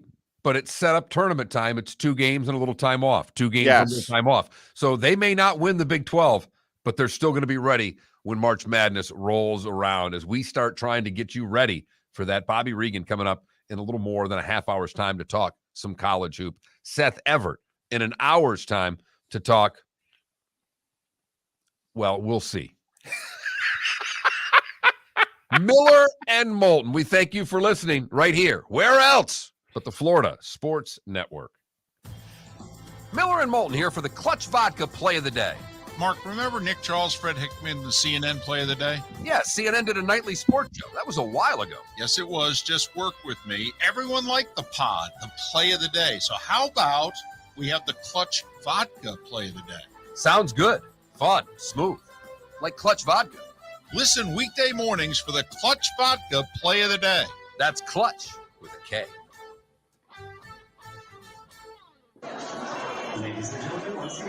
Yeah. Excuse me. Hey, the line starts back here. Ma'am, if your party's not here, you're going to have to go around and get it. If you had the opportunity to avoid all this, wouldn't you? Salt Life, making your trip to and from the airport seamless and stress-free. Salt Life is supported with the help of local partners like Zeffy's Tavern and Pizzeria at 41 and Wiggins Pass. Award-winning pizza with a cool rock and roll theme. Don't miss North Naples' newest sensation, Zeffy's Tavern and Pizzeria. When it's time to leave, book with the award-winning service for Naples Daily News Best of 2021. 250-mile radius, live 24 hours a day, 7 days a week. Serving a 250-mile radius of Southwest Florida over 15 airports. Salt Life Transportation, the official transportation of the Miller and Moulton Morning Show. Book now, 239-308-8686 or online at saltlifetransportation.com. David Moulton for Napa, Napa Auto Parts, and Napa Filters. Insist on Napa filters for your vehicles, or if you're a do-it-yourselfer, only buy Napa filters. Napa has a filter for almost anything on earth that moves, whether it's motorcycles, foreign and domestic cars, vans, SUVs, earth-moving equipment. You get the idea. Napa Auto Parts, Napa filters. Insist on them for your vehicles, or if you're a do-it-yourselfer, only buy Napa filters. You were listening to Miller and Moulton on the Florida Sports Network.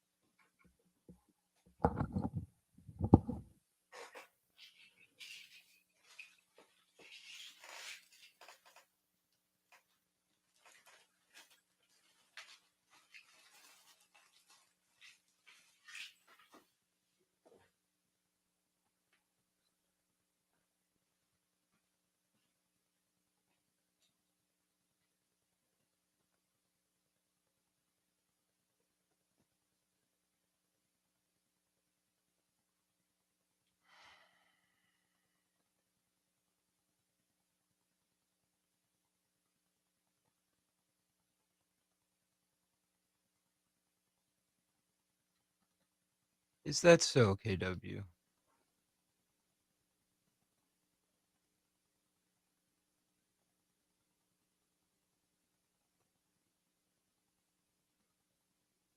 KW, what year is your Bronco again?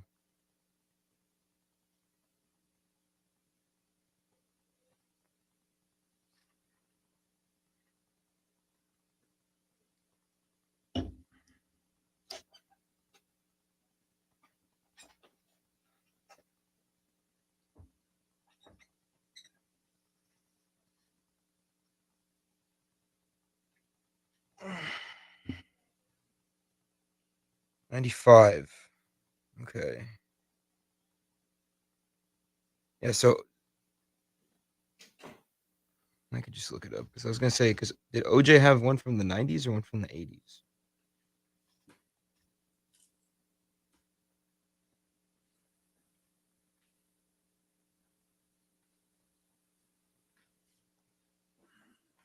Oh yeah, well, close enough.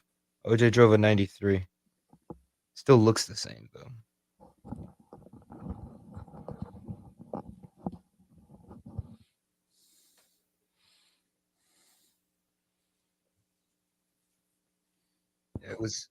It happened in '94. What happened in 94? I was asking KW what year's Bronco was. We were talking about what Bronco OJ drove I think he drove a 93 Bronco.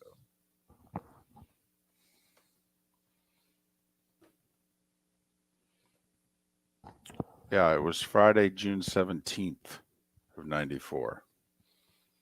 That 30 for 30 is one of my favorites.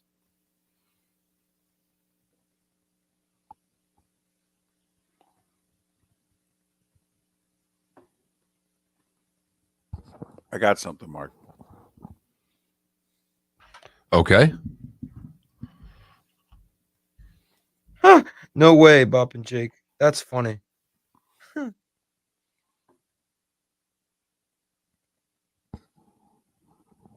Still married? Where were you guys when that white Bronco was driving on the highway? I was in Jersey. I was in between jobs. It was a Friday.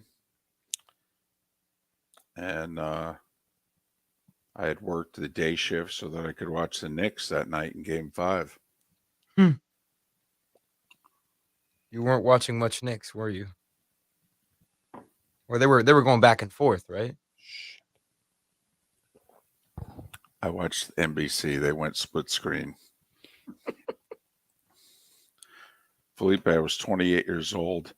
Basically, it was the first time the Knicks had been in the finals in my lifetime because the last time they were in the finals, I was 7. So, yeah, I watched the Knicks. That was a good series too. Mm, I mean, Ewing versus Elijah. it was a close series. It was not great basketball. Am I thinking of the conference finals where Patrick Ewing missed like a scoop layup to win a game? That was 95. Pat Riley's final game as coach. Mm-hmm. Here we go.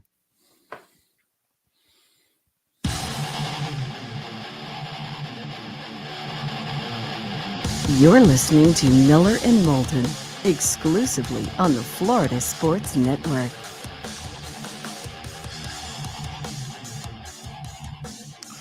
"22 minutes before the hour, Miller and Moulton, Florida Sports Network, floridasportsnetwork.com. Bobby Reagan talks some college hoops. Coming up at the top of the hour, Seth Everett, 1 hour from now. Mark, I saved this. These numbers came out at the end of the regular season, but I saved it. NFL regular season local ratings.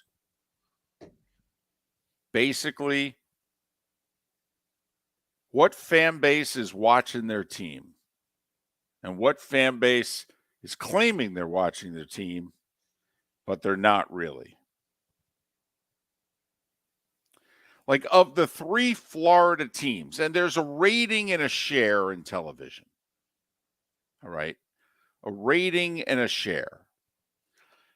I'm not going to give you total viewers because that can be skewed. I mean, think about it. You can have a small market like Green Bay where seemingly everyone is watching, and yet you could have a big market like New York in which 10% of the audience could be watching, but it's more people than are watching elsewhere. So number 1 rated market in the country, if you had to guess of the which fan base in their local market is watching more than any other? Kansas City. Second. Green Bay. Wow. Green Bay, actually. All right. I'm looking here. Yeah, Green Bay third. Okay. Third. They didn't list it as Green Bay. They listed it as Milwaukee. So Gotcha. That's why I missed it originally. Big gap between 2 and 3, by the way. Significant gap. The top 2 are kind of in their own stratosphere. Minnesota. No. Dallas? No. Both in the top 10 that you listed. By the way, Minnesota 7th, Dallas 9th. Buffalo. That's a mistake on my part. 45 rating and a 77 share. Kansas City with a 42 rating and an 80 share.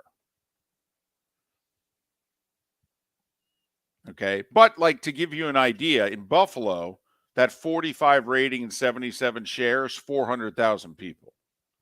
Meanwhile, in Dallas, which has a 25 rating, so think about it, 20 ratings points less and 14 share points less, it's got 1 million more viewers. So that's why I don't do it by total number of viewers. But in state, Dolphins, Bucks, Jags. Which team drew the best ratings? Ooh. I am going to say the Bucks. Felipe? Mm, It's radio, so feel free to move it along. Right. No. yeah. It's three The Jets. guesses. There's three choices, Felipe. Jacksonville, Tampa, Miami. Jacksonville edged out Tampa. Okay. 19 rating and a 49 share.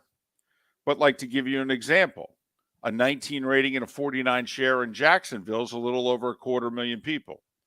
An 18 rating and a 48 share in Tampa is over 600,000 people. Size of the market. One market's a top 20 market, the other market's about market 45.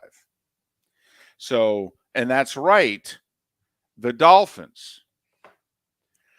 Now, come on now. Pretty exciting team this year, right? Obviously inconsistent, win 3, lose 3, win 5, lose 5, and then win at the end to get in. And, but they were entertaining, right? That was the one thing we said this year. Wow, we don't know how good they're going to be, but this is the most entertaining Dolphins team that maybe you and I have talked about in our Florida sports talk career. Without question. But it's when we're talking about rating and share, it's Miami after all. We knew they were going to, it was pretty easy to say they're going to finish in last. Bottom 25% of the league in terms of local rating. Dolphins 7th from the bottom. An 11 rating, a 37 share, about 400,000 viewers. Only the Falcons, the Giants, the Texans, the Rams, the Chargers, and the Jets. Now, remember, the Jets technically with the worst television ratings in the league. That's because there's so many damn people in the New York market. They do a 7 rating and a 22 share, but they basically do 1 million people watch every one of their games in New York. The Giants do a 9 rating and a 28 share. They do 1.4 million for every one of their games. So some of it's relative, the size of your market and the whole deal. But Mark, believe it or not, the bottom 25% of the league, if you go by rating and share, listen to some of these franchises. Raiders, who, by the way, have 170,000 people watch their games in Vegas, which is far and away the least number of people that watch their home team's games in the league. That's how small that market is. I know it's Vegas, baby, but it's actually small. It's stunning that they could end up with 4 major pro sports franchises. Right? It really is. It shows you how much marketing dollars there is on the strip, because it should not be able to be supported financially, but it will be. So the bottom 25% of the league, if you go by TV rating and share, Raiders, Dolphins, Falcons, Giants, Texans, Rams, Chargers, Jets. So think about that. In the bottom 25% are the 4, quote unquote, New York and LA teams. But that's because of the market that they're in. The market is so big, even if they only commandeer 10% of it, it's 1 million people, but it's a low rating and share in comparison. But the top, And I think these are all the teams that we would think. I'll give you the top 10. Buffalo, KC, Milwaukee/Green Bay, Pittsburgh, New Orleans, Cincinnati at 6. See what happens when you get yourself a Joe Burrow? There you go. Just trust me, they weren't 6 No. when we did this 4 years ago. No, they were where the Falcons were. Correct. Right. And now they're 6th. And getting a new stadium, probably. You think? Joe needs a new home, Ma. We got to pay up. Yeah, but doesn't Mike Brown own the home? Nah, just overlook that, honey. Overlook that. Okay, Joe needs a new home. So Buffalo, KC, Milwaukee, Pittsburgh, New Orleans, Cincinnati, Minnesota 7, Cleveland 8 with the disastrous season. Horrendous product again. Dallas 9, Philly 10. Think about the season the Eagles had. I mean, pretty damn good. Right. It shows you in a big market what it takes to get up there. Like the Eagles had the 3rd largest viewership in terms of number of people watching them. They are a top 5 market after all. But they had the 10th best ratings, if you will. Patriots were 11th. I'm impressed. That's not a good product. Yeah, but 20 years of greatness.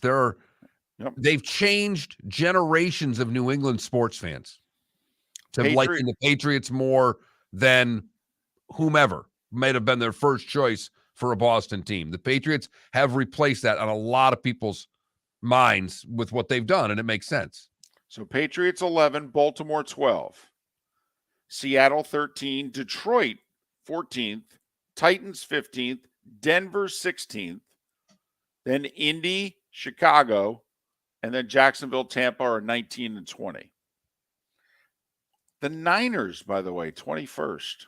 Yeah, another gigantic, very diverse marketplace, too. Very international city. Charlotte and Phoenix and Washington round out the bottom 3rd quarter, if you will, 21 through 23 there. Shows you that product in Charlotte didn't do well because they're all in if they're good. So that's the local. And obviously, then certain teams have national appeal and what have you. Because, you look at the top draws there. I mean, Kansas City, because of Mahomes, very much a national appeal. The networks are like, oh, please give me a Kansas City game.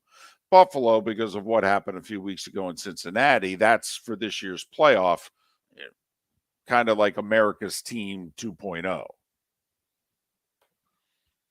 But, Pittsburgh 4th, Saints 5th. I mean, Mark, we witnessed it firsthand, in New Orleans. I mean, they are it. Gaga for the Saints there. It is lucky enough that I tagged along with David when he was doing the Fox gig to a weekend there. I got to see LSU in Alabama, and unfortunately LSU didn't live up to their end of the bargain. But I am telling you, kickoff of LSU Alabama versus the start of a Saints game doesn't feel very different. And that's saying something about Saints fan. That is a great atmosphere. So I thought people just might find that interesting. And then you can also take into account why it is that the networks, want certain things. And they have to juggle, they're into total viewership. It's great that you got this household rating and share, but if that only means 4, like in Buffalo, it's awesome. Yeah, Buffalo's going to watch. That's 400,000 people. We're trying to get to 20 million. That doesn't help us very much. But Buffalo, one of those teams like Pittsburgh, like Cleveland, that when you put them on, they're more of a national brand because so many people have left the markets that they're in. I mean, where I am in Southwest Florida, there are a lot of Bills fans around here. A lot of Bills fans. Well, and Mark, I mean, we know there's a handful of Bills bars in the 239. That's just in that market. Bars which we go, yeah, we're showing the Bills game, just so you know. We're a Bills bar.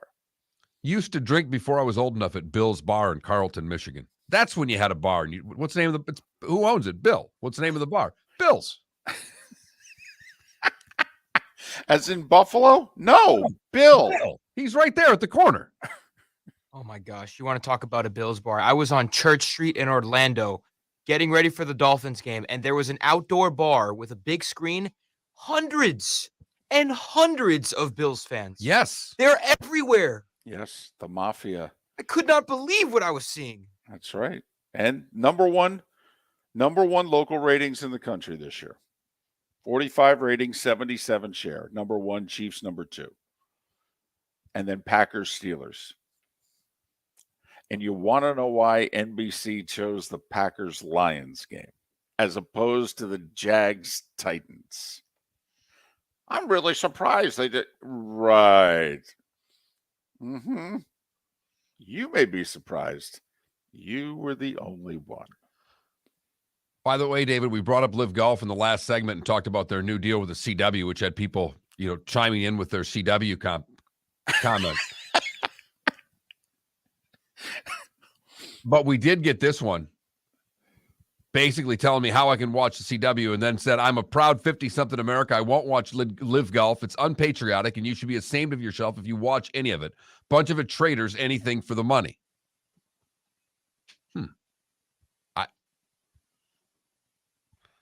Okay. Yeah. And that's what they're up against. And I will say, if that's how you feel, Mark, that's a tough person to turn. It really is. Right. And fortunately, that person's going to live another 25 years. And if the LIV's around for 25 more years, if they can ever get him to watch 9 holes of their tournament, they've done something. Well, I'm wondering, my only question to him is, when you're watching the Masters this year and Live golfers are out there, do you turn the channel when they show them? Do you think that the Masters should not show much of the Live golfers? Trust me, the PGA is going to beg CBS to not show them, and I'm hoping Dustin Johnson's in the final group. Well, let's be honest. And, we're not going to spend a ton of time on this, but if you're the LIV Tour, you need your guys to win majors. I mean, you really do. That to take the next step, to get people to go, I got to watch this. This is where the major winners are. I mean, Rory hasn't won a major in 8 years. Well, you want to watch Rory more than anybody else on LIV. I get it. I'm just saying, LIV golfers need to win some majors. Bobby Reagan, we'll talk hoops next.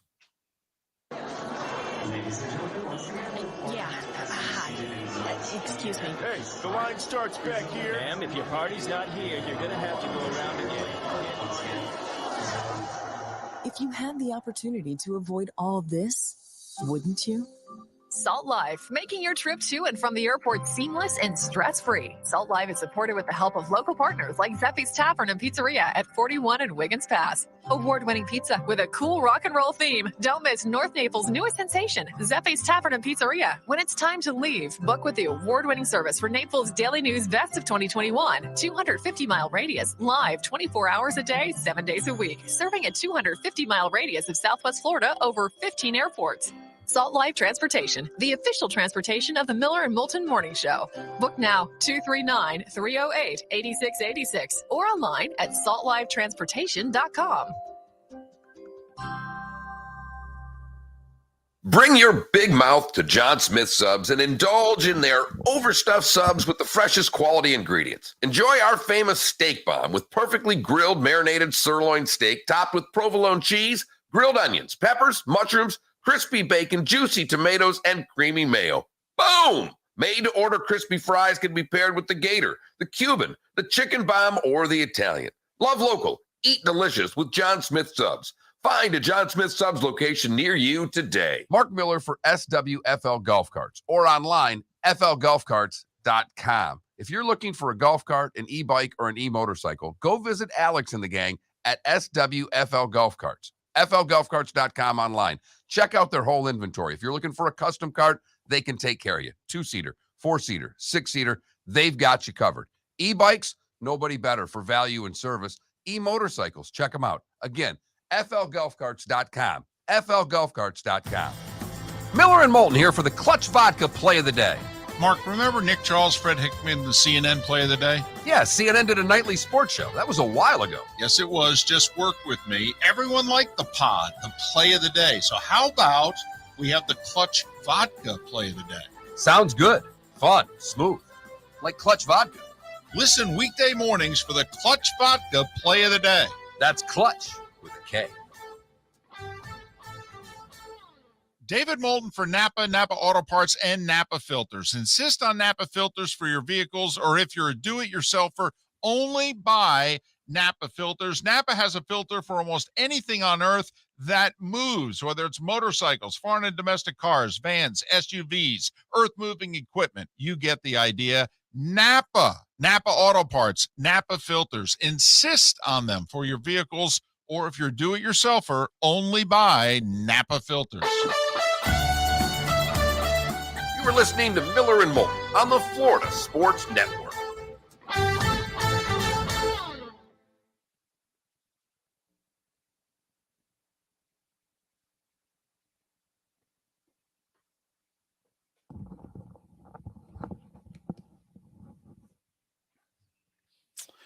Two things. First off, who was it who asked about the Bears? They were 18th in local TV ratings. 18th, just ahead of the Jags and Bucks at 19 and 20. And as for DC, they won't show many of them. Remember, the Masters is into the Masters. I mean, the LIV's got at least 6 golfers who have won the Masters. I mean, they got Phil, they got DJ, they got Sergio, Patrick Reed, Charles Schwartzel, Bubba Watson. I mean, Phil's a 3-time Masters champion.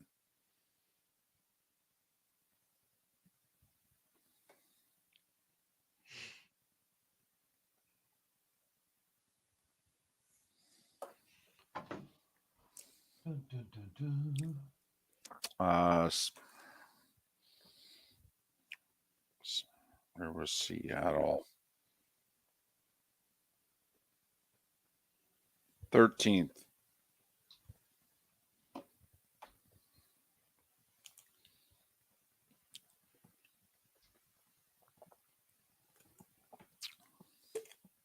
Well, in the Masters, they show a lot of golf. So they show great shots.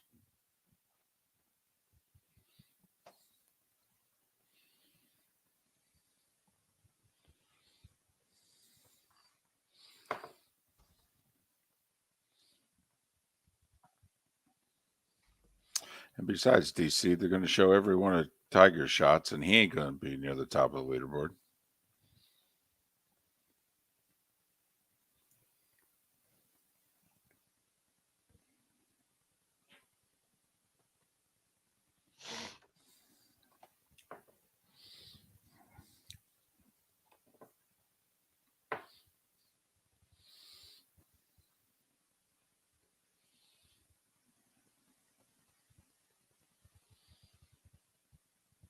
No, but if you're saying they show golfers at the top of the leaderboards, I mean, remember, CBS answers to the Masters. Forget the whole PGA Tour. They have nothing to do with that tournament.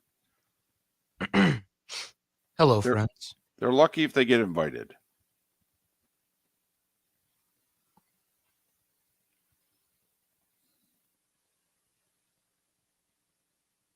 RCB, we did that yesterday in depth, actually.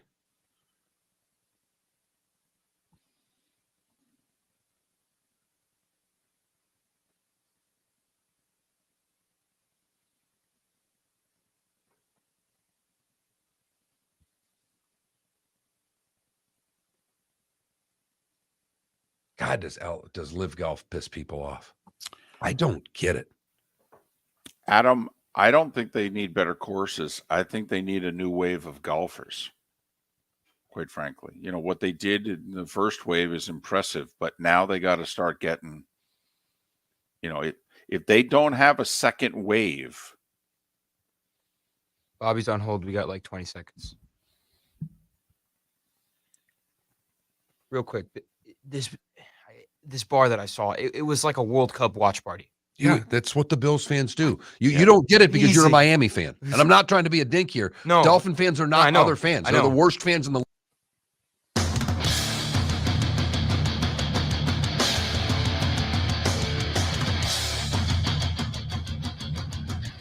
You are listening to Miller and Moulton, exclusively on the Florida Sports Network.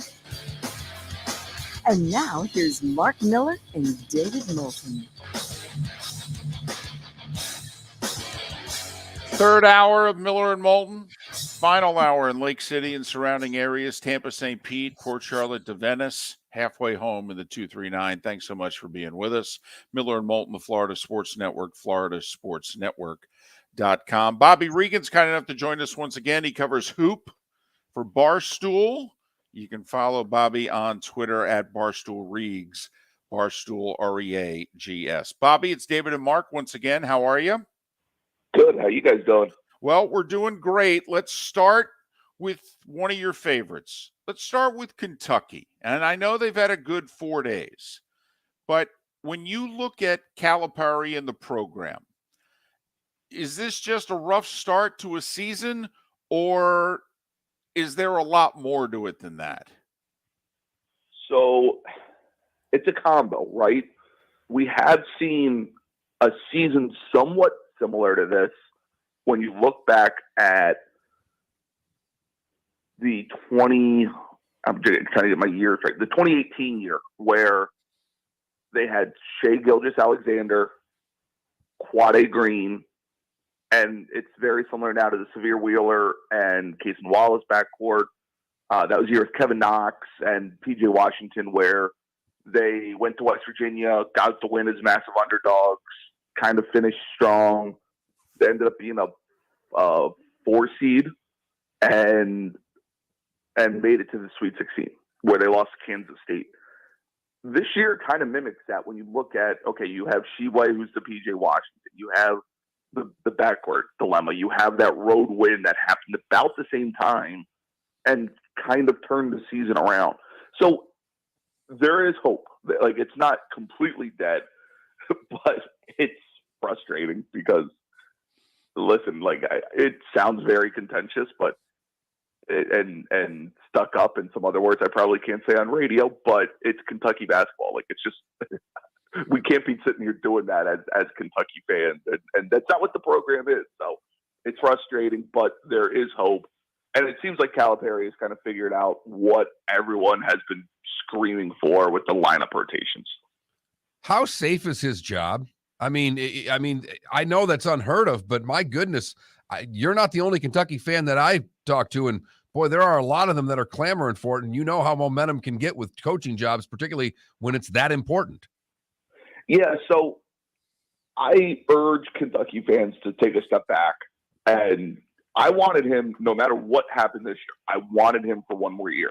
You look at the recruiting class coming in next year, and it's the old school style Kentucky recruiting class with 4 of the top 9 and 5 of the top 30 recruits.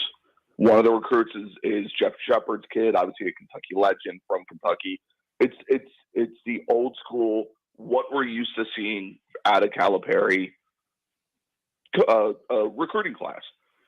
I don't want to lose that. Like, listen, I love the transfer portal. I think everyone should have the right to transfer.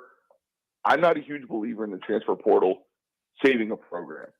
And I saw a lot of Kentucky fans saying that, and their reasoning was like, well, look at LSU and look at Missouri. And I'm like, okay, this is Kentucky. Like, that works at LSU and Missouri, but imagine if Kentucky was having the year that LSU and Missouri have. People would be immediately calling for the next head coach's job. So I wanted to, no matter what happened, I wanted Cal at Kentucky for another year. But it's definitely, it's the honeymoon phase is over. I mean, it's crazy to say, but he's been at Kentucky for, I think it's his 13th year, 12th year. So, it's been a long time. And that's not even just a Kentucky thing. You're anywhere at that long. It's, the new look wears off pretty easily. People get frustrated. And then there's the battle, right? And it's half the people don't Half the people hate Cal, half the people love Cal. No one will change the other person's mind. So Bobby, and I didn't, and we're going to move on to the Big 12 because it's awesome and fascinating. But one final thing from me on this is it's fascinating. Kentucky is a basketball school, and yet the AD seemingly is all in on the football program, and he doesn't talk to Calipari. He won't let Calipari, who's raised the money for a state-of-the-art practice facility, he won't let him build it. I mean, you want to talk about it's Mitch Barnhart. Right. I mean, Mitch Barnhart, the athletic director, that's the athletic director's name, he won't even sell beer at games. And he's concerned about money. There's your answer. Like, sell beer at games to the regular people. You bring in millions. All right, let's move on from Kentucky to the Big 12 like we talked about. K-State last night, what a game. Keontae Johnson, such a story right there. We talked about it earlier, foregoing the insurance money, $5 million to continue his dream to play basketball. Had a great night last night. They rushed the court. First off, how many teams from this conference do you think are going to make the tournament? I think they'll probably get 8 in. Looking at it, I think Texas Tech is now on the outside looking in, West Virginia on the outside looking in. I mean, listen, I know the conference is a bear, but if you only win 4 to 6 games in your conference, you're just gonna get lapped at some point. Other people will pass you. So I think 8's a fair number to say. But if 9 got in, I wouldn't bat my eye at it. Are you a believer in Purdue? Okay, because I have to admit, he's had talented teams before. For whatever reason, he doesn't quite get the tournament success that a couple of his teams we thought maybe should have. He lost that heartbreaker to Virginia a couple years ago. He's got 2 bigs. Most people don't even have one. Are you buying Purdue? So it's tough, and I feel bad for Painter. I think Painter is one of the 7 best coaches in America, without a doubt. And he has had bad luck. You mentioned the Virginia loss, also Robbie Hummel tearing an ACL when they were arguably the best team in the country. So he's had such bad luck. Can I say I half buy Purdue? I think they are really good, but I don't trust them in the tournament this year because they're young, and it's nothing to do with Painter. They start 2 freshmen in the backcourt, and yeah, Edey's a monster, but I'm a firm believer in you win games in March with your backcourt. Having a big guy is great, but you can't have your best player be a big guy. That's where I get held up with Purdue. So I guess technically I don't believe them, but I think they are really good. The last time we had you on, you spoke about Creighton being overrated. Who's underrated right now, Bobby? Who's a team that we need to be watching out for that might not be in the top 15 that can do some damage? Baylor's the one that I think of. Who do you think of? Yeah, I agree with you on Baylor. I thought Baylor was the best team coming into the year in the country. And they do have the number one offense in the country. Their defense needs to get better, but they have the star in Keontae George. And they've done it before, right? Scott Drew's a national championship coach. I don't dislike that answer. I mean, your boys down in Florida Atlantic is underrated. I know they're ranked now, so I'm sure people are talking about them more. But Florida Atlantic is you talk about mid-majors that can win a couple games like we've seen in recent tournaments. Florida Atlantic can make the Sweet 16, and nobody should bat an eye.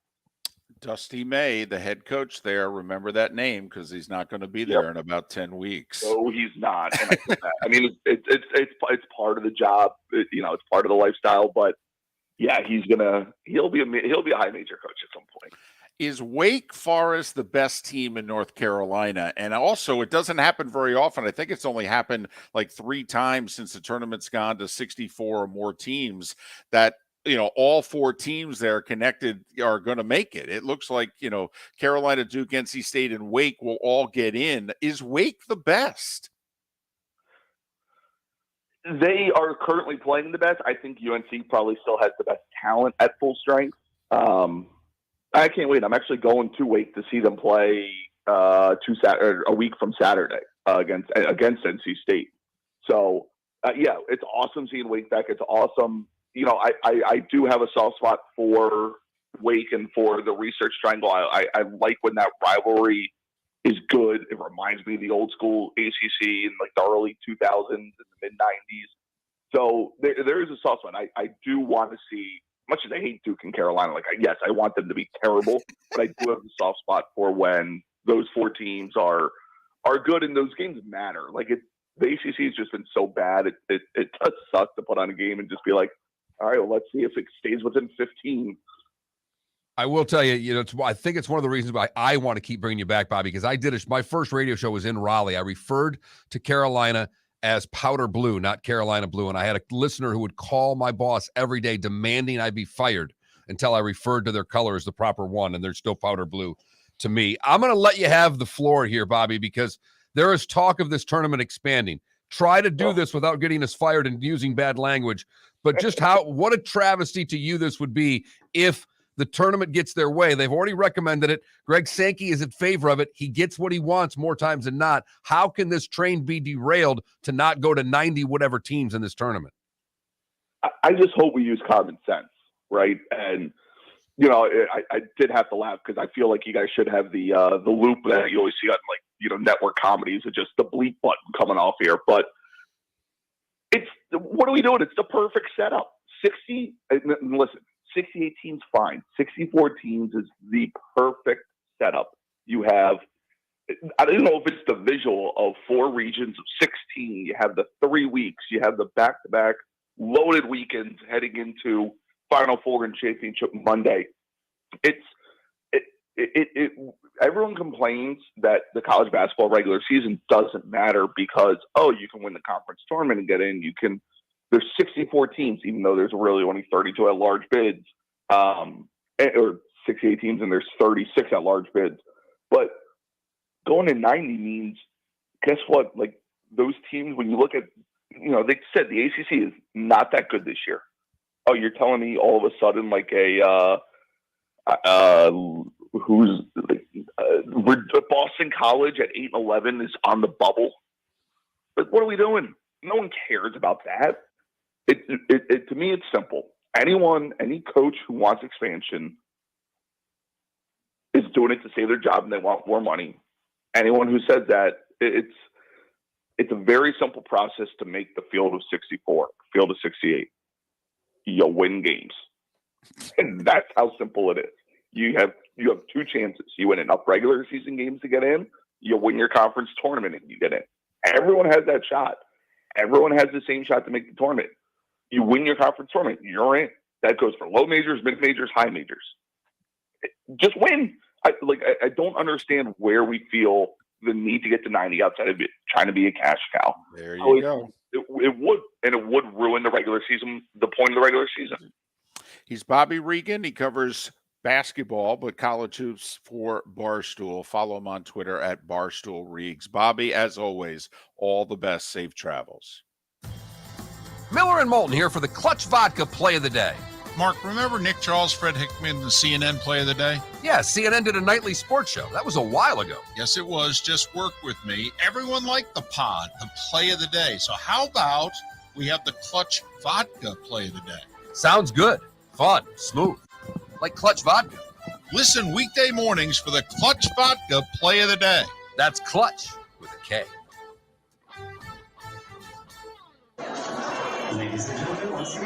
Yeah. Hi. Excuse me. Hey, the line starts back here. Ma'am, if your party's not here, you're going to have to go around again. If you had the opportunity to avoid all this, wouldn't you? Salt Life, making your trip to and from the airport seamless and stress-free. Salt Life is supported with the help of local partners like Zeffy's Tavern and Pizzeria at 41 and Wiggins Pass. Award-winning pizza with a cool rock and roll theme. Don't miss North Naples' newest sensation, Zeffy's Tavern and Pizzeria. When it's time to leave, book with the award-winning service for Naples Daily News Best of 2021. 250-mile radius, live 24 hours a day, 7 days a week. Serving a 250-mile radius of Southwest Florida over 15 airports. Salt Life Transportation, the official transportation of the Miller and Moulton Morning Show. Book now, 239-308-8686, or online at saltlifetransportation.com. Mark Miller for SWFL Golf Carts, or online, flgolfcarts.com. If you're looking for a golf cart, an e-bike, or an e-motorcycle, go visit Alex and the gang at SWFL Golf Carts. FLGolfCarts.com online. Check out their whole inventory. If you're looking for a custom cart, they can take care of you. 2-seater, 4-seater, 6-seater, they've got you covered. E-bikes, nobody better for value and service. E-motorcycles, check them out. Again, FLGolfCarts.com. FLGolfCarts.com. You were listening to Miller and Moulton on the Florida Sports Network.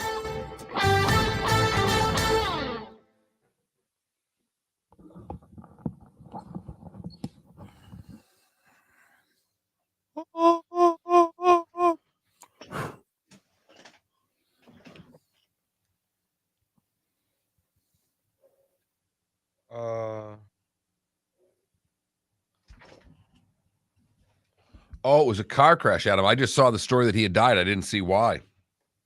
That's terrible. Yeah, I guess late yesterday afternoon.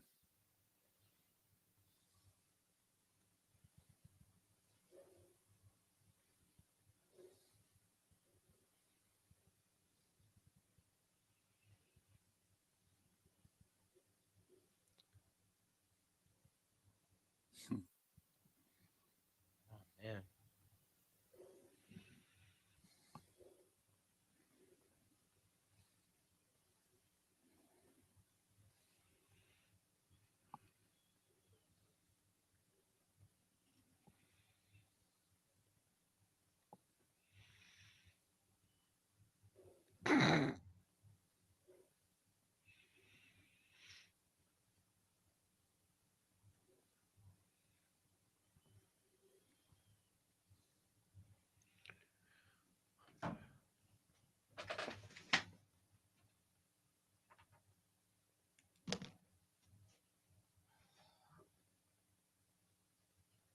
Yesterday, I went to a Tractor Supply company for the first time. That place is awesome. A Tractor Supply company? What's that? Have you ever heard of a Tractor Supply? Tractor Supply Company, yeah. Yes, I went to one for the first time in my life yesterday. That's fantastic. It's awesome. It's not really a Tractor Supply Company. It's really not. But hey, they got. Well, okay, educate me here. It's just farm products. It's exactly what it is. Okay, which then leads me to the question, Felipe, did you move? Am I missing something? No, I was helping my friend get some stuff. Gotcha. The other one, I can't think of the name. Oh, Rural Kings, another one that's quite a store. Rural Kings. Rural Kings. Which is the old Target in Bonita. They've got live chicks in the store. Yeah. Oh, wow. And free popcorn. I've taken the daughter there just to walk around and look at the chicks. That's awesome. Oh, yeah, Tractor Supply. They got a whole section full of all kinds of seeds and stuff. My friend has a cat. Got catnip on the low. Way cheaper than like Target prices and stuff.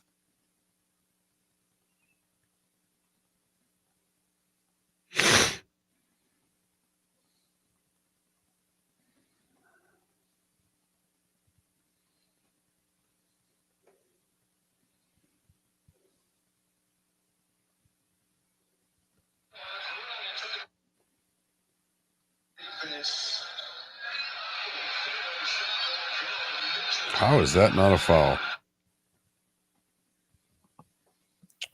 What game was this? It was a Texas-Iowa State game. A guy got just completely undercut under the basket going for a rebound, and they didn't. I mean, he got totaled. I just was looking on Twitter, and Gottlieb retweeted it. Gottlieb tweeted it.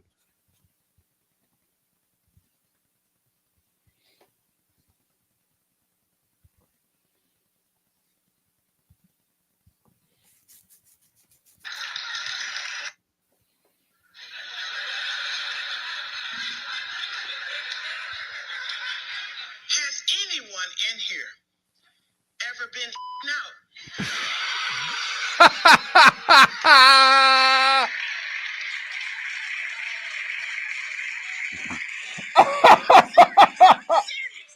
Anyone in here ever participated in the munch?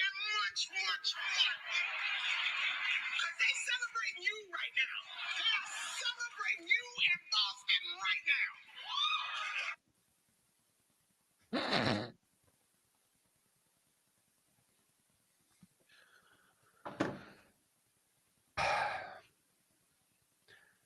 I'll watch the rest of that later. I sent it to you. It's from The Daily Show. Did you see the 10 seconds? No.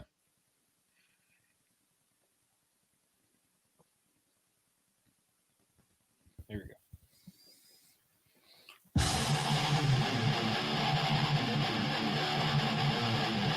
You're listening to Miller and Moulton, exclusively on the Florida Sports Network. 21 minutes past the hour. Miller and Moulton, Florida Sports Network, floridasportsnetwork.com. Seth Everett to join us in about 15 minutes. He'll join us in less than that on the Miller and Moulton Twitch.tv channel. Yeah, we're actually a TV show. I mean, we're just, a couple of 50-year-olds sitting around talking. Not the best looking guys in the world, not the worst, but, not the best. We could be uglier. There is no doubt there. We could be. We could be. You know what? That's another slogan we could have. It's kind of like, Miller and Moulton, somewhat successful. Miller and Moulton, we could be uglier. Would look good on a T-shirt. It would get people's attention. Well, first off, to get my melon on a T-shirt, I mean, this another thing where I hurt you. All right. I mean, we could probably, have done the T-shirt thing and what have you, but the size of this melon, I mean, to get it on a shirt, and then is there any room for a slogan? Now, first off, I wouldn't even do that. I wouldn't even bother with putting our pictures up there. I would leave it up to the person seeing the shirt to have to go seek us out. I would just have the logo on the front,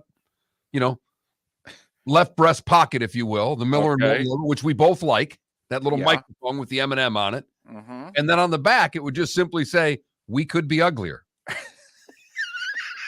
That's it. There's a little brewery by my mother-in-law's house in Pittsburgh called Hitchhiker. And they've, it just says "pick up a hitchhiker" on the back. Nice. It's a good little slogan.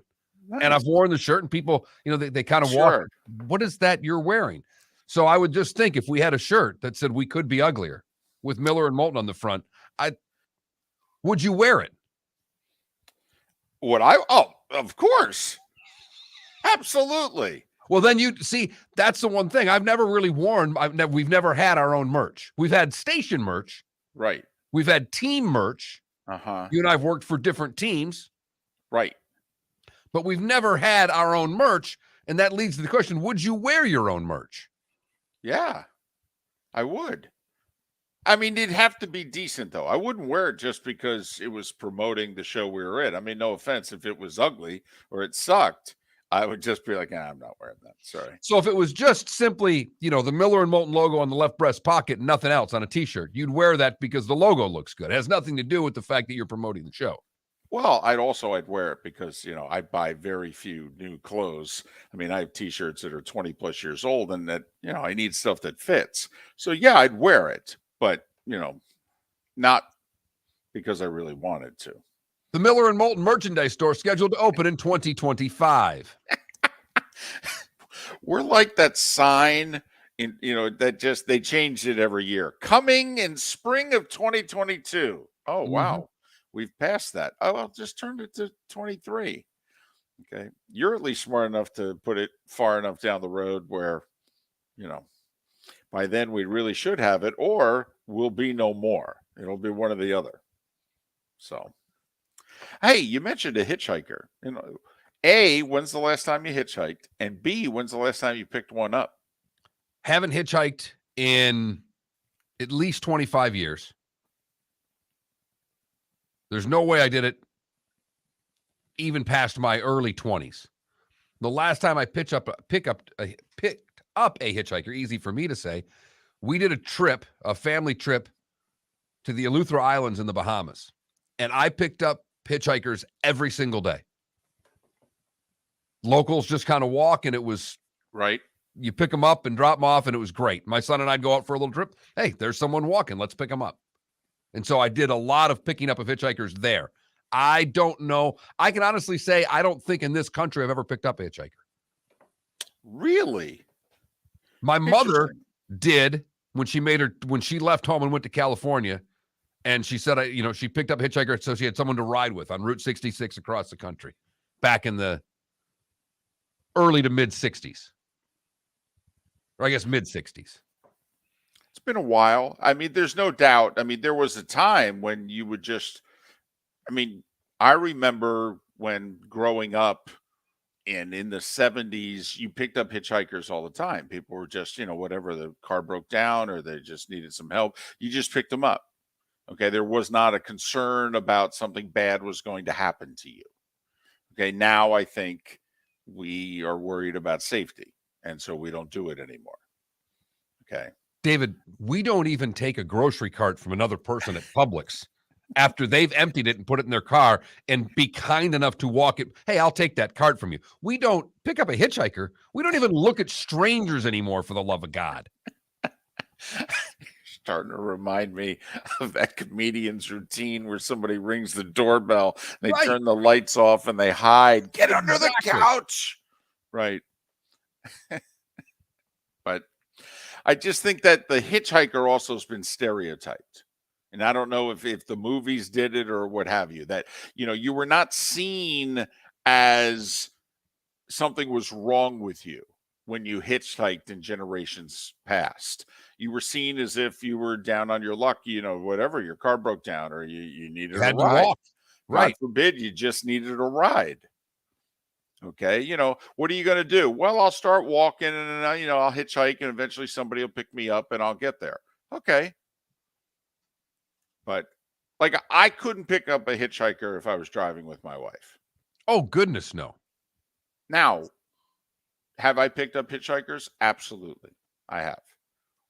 Okay, when's the last time? A few years ago. Okay. On the road, traveling, doing the SEC, and quite frankly, was on my way to a game. Okay. And actually that hitchhiker got to ride in the caddy? That's a nice pickup right there. You're in that Hertz rental from CBS. Make sure that hitchhiker's not smoking in there. You got to pay a fine.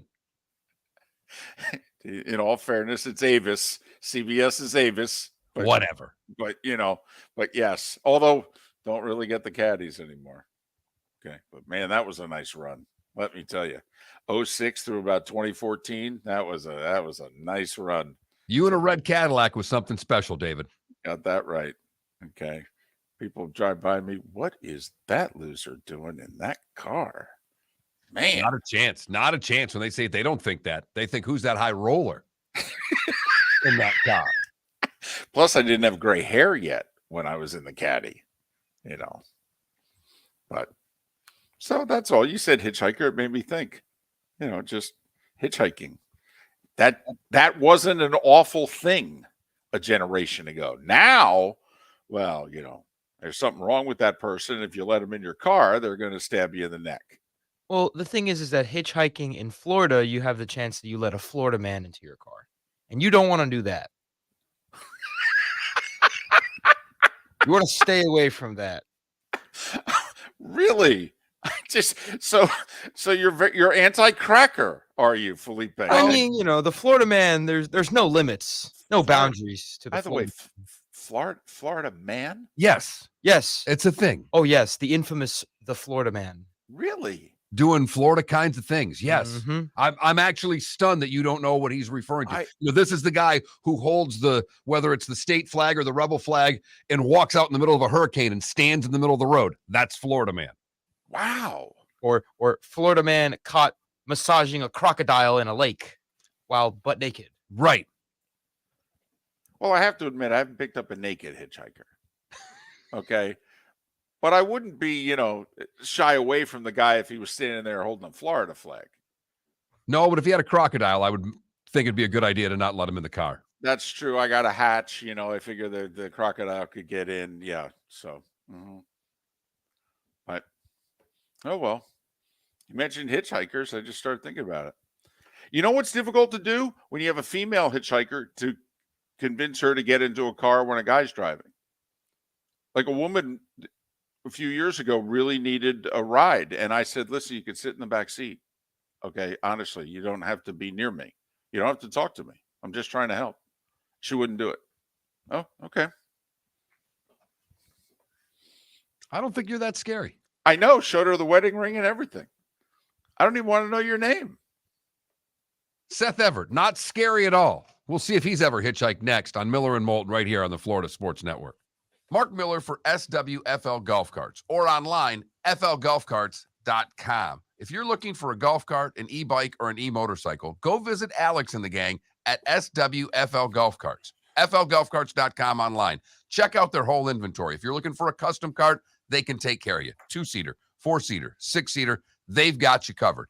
E-bikes, nobody better for value and service. E-motorcycles, check them out. Again, flgolfcarts.com. flgolfcarts.com. David Moulton for Napa Auto Parts, and Napa Filters. Insist on Napa filters for your vehicles, or if you're a do-it-yourselfer, only buy Napa filters. Napa has a filter for almost anything on earth that moves, whether it's motorcycles, foreign and domestic cars, vans, SUVs, earth-moving equipment. You get the idea. Napa Auto Parts, Napa filters. Insist on them for your vehicles, or if you're do-it-yourselfer, only buy Napa filters. Yeah. Hi. Excuse me. Hey, the line starts back here. Ma'am, if your party's not here, you're going to have to go around again. If you had the opportunity to avoid all this, wouldn't you?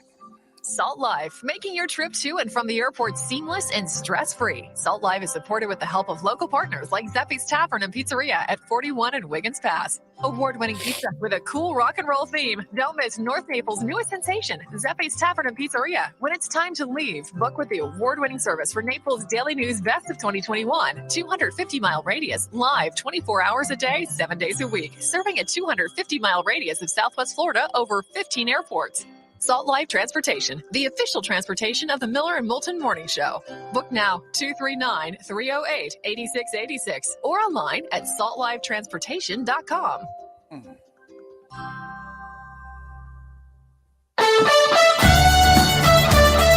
You were listening to Miller and Moulton on the Florida Sports Network.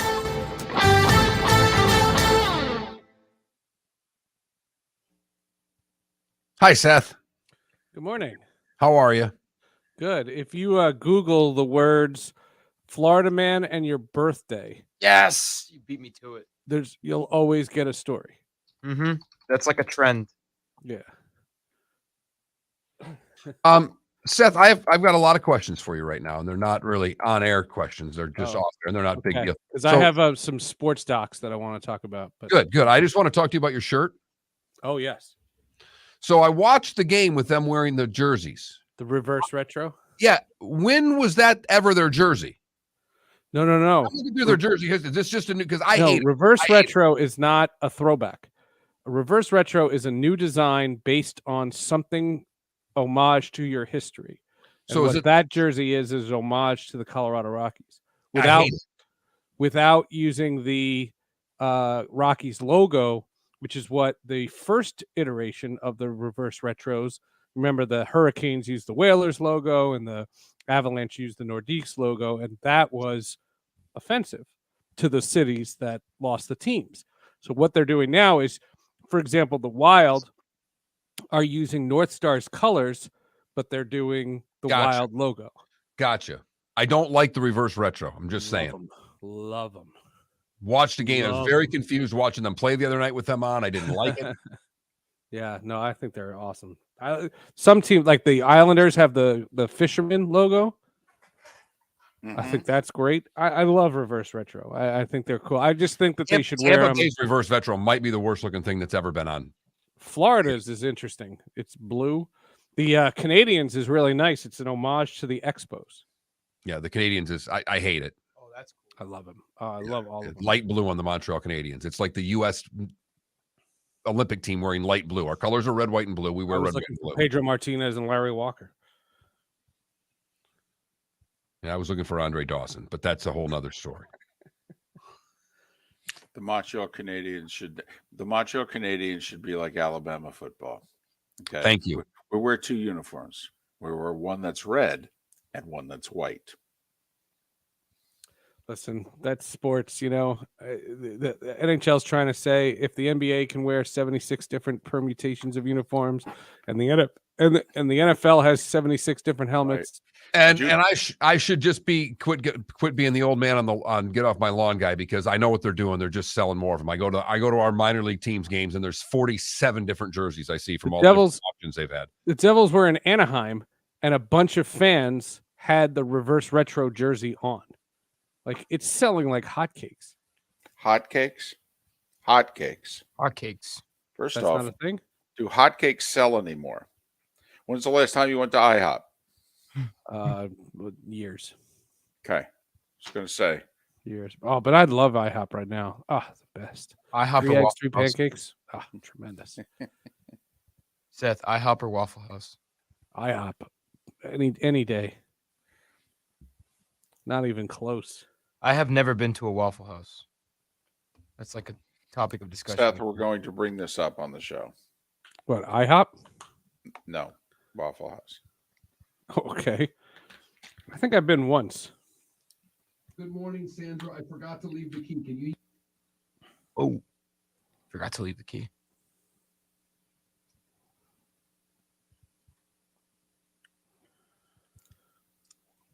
I did an in-person podcast yesterday. It was really weird. What do you mean? Like you sat next to someone? Yep.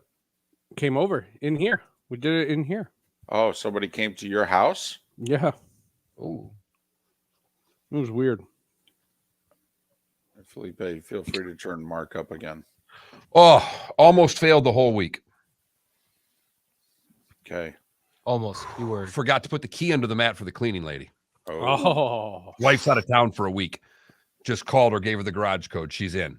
We're good. Nice. Wow. I mean, I've had nearly a perfect week I'm taking care of the daughter. Wife's out of town. Just me and the little one.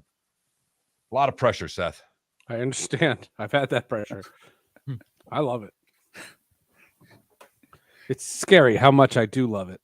I'm Mr. Mom. I'm the cook at our house because of the hours that I have and all that seconds. stuff. But I can't have the wife get home tomorrow to a dirty house. 5 seconds. Nope. No, I had all the Chinese boxes. All right.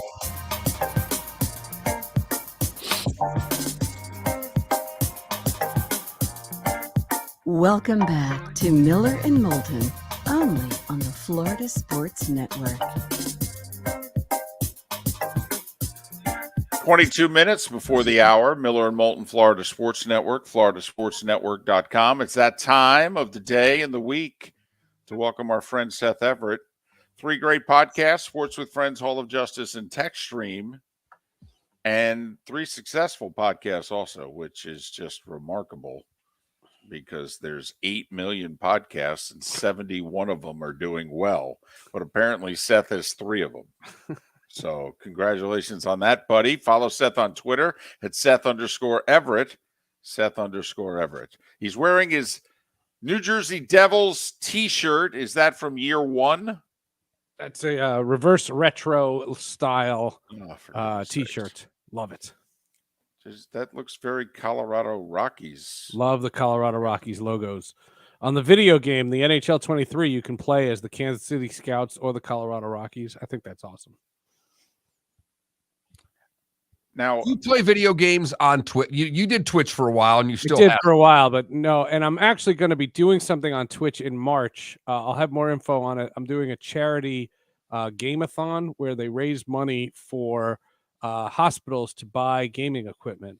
So for kids that are terminally ill or stuck in hospitals for a long time, and they reached out to me and they said, even if you don't do Twitch anymore, could you restart it for this charity? And I said, sure, I'll do it. So I'm going to do that in March. see, you're a good guy. We've tried to tell people that over the years who disagreed with you on things. We're like, he really is a good dude. Okay. But see, nowadays, I think I'm nice. But see, nowadays, we're so polarized that if people disagree with you, they then think everything about you is bad. That's right. Everything is bad. It's not. It used to be, I just disagree with this guy about this and this, but otherwise he's all right. Now I disagree with him about this and I hate him. Yeah. Yeah. Well, it's a cesspool of a life we live in. Wow.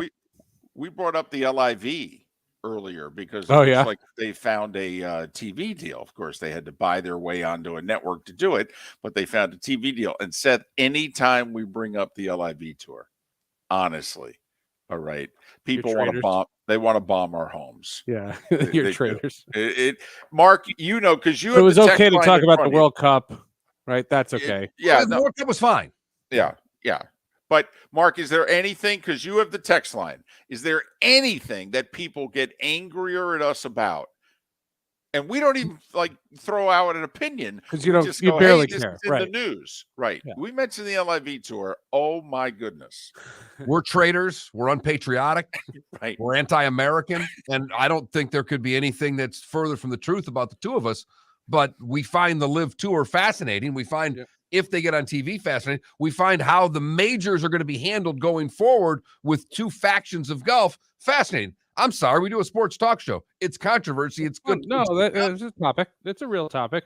I remember when I started in sports radio, so I'm a little younger than you guys. I started in the mid 90s, and they always told me that if you were not doing anything, if you had no topics on a show, if you didn't know what to talk about, just say one of two things.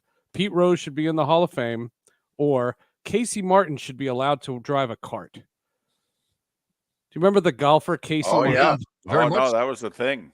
That was a thing. That was a real That thing. was- Jack and Arnie were against him. Oh yeah, It Yet was Bob such Dole a on the side of controversy. Yep. Bob Dole out there on the side of Casey Martin. Oh yeah, that was a thing. That was a topic. If you were ever struggling as a talk show host, I long for those days. Casey Martin. When people had genuine angst about things that really didn't matter. Seth Everett, Sports with Friends, Hall of Justice and Tech Stream. Follow him on Twitter at Seth_Everett. Hey, we vowed we were going to ask you this because, we saved the hard-hitting stuff for you. Sure, yeah. Have you ever been to a Waffle House? I think once during spring training. I can't remember if it was Arizona or Florida, but I think It was Florida.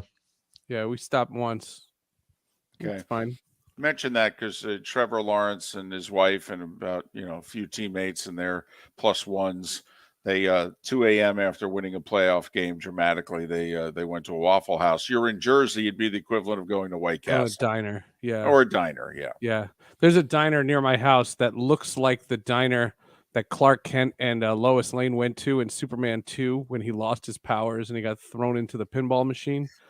It literally looks like that diner, and that's all I can think about. I went in, I had a meeting there, and I walked into that diner, and I was just like, working out. Because when he gets back the powers, he goes back to the diner to beat the guy up. Did you ask? No, it's not that. It's just a standard like old school diner, and it looked just like it. Gotcha. So Seth, what right now you sometimes have angst. What's bothering you the most in the sports world? No, the sports world, what I have been fascinated with is sports documentaries. There have been like 3 or 4 of them that are just riveting. Before the holiday, I watched right around the time of the World Cup. I watched the FIFA Uncovered, which is the one on Netflix, which is about the corrupt FIFA and how they got Russia and Qatar and all that stuff. Well, there's a new one on Apple TV Plus called Super League. And it's just 4 parts, 4 hours. And it's about that controversy in 2021 when 18 teams were trying to leave the Champions League and start their own league that was not going to be awarded on merit, but just the elite. And it's an amazing philosophical discussion on how, were there merits to the Super League, even though the outpouring was negative, and the relationships that get torn apart. And then they were at an impasse, and they asked FIFA to help govern whether or not the Super League should go. You're asking, that's like saying the Joker and the Riddler can't think of what to do, so let's call Lex Luthor. Oh, it's crazy. Infantino, the head of FIFA, looks like Lex Luthor. That's why I said it. I just love how you basically combine Sports with Friends with Hall of Justice there. I Every time. appreciate that. Every time. Those are the reference points, and we know they're coming. But what's interesting about that league is that league was very much an American league. Well, it was all American owners, all American owners. Yeah. Well, and the documentary is fascinating because it tells you the history of American sports owners wanting to buy European football teams and what the motivation was, and then what they learned because there is no salary cap and everything is just you buy players. You don't really trade players. It's very rare, and you buy players. And then when the guy from Qatar that bought Paris Saint-Germain, the head team in Paris. And what I didn't know, in the Paris league, there's like one bully who wins every year. Bayern Munich wins every year in Bundesliga.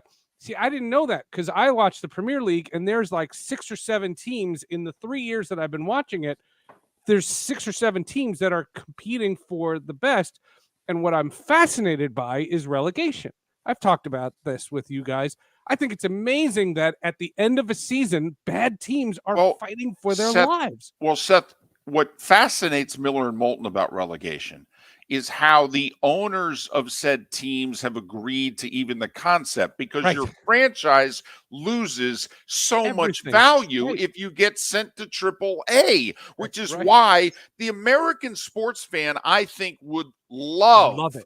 The concept of relegation, because it would force their team, like you've got Major League Baseball team. I mean, hell, the president of the Reds came out the other day and said, we're running our team as if it's a not-for-profit.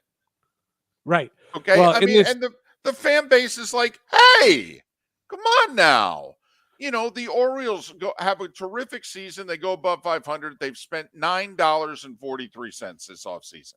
And they're making tens of millions of dollars. Tons. I think the American sports fan, tell me, Mark, you married into a Pittsburgh sports family. Okay. Like a Pirates fan wouldn't kill for relegation right now to make that team actually blankety blank do something. Try. Yeah. But it'll never happen in this country. It'll never happen. Ownership would never allow it to happen. That the point you make. No, and look at the NFL with the Chicago Bears, and then the Houston Texans won that game, and their whole fan base is livid because they won a game. Like it goes against every concept of sports.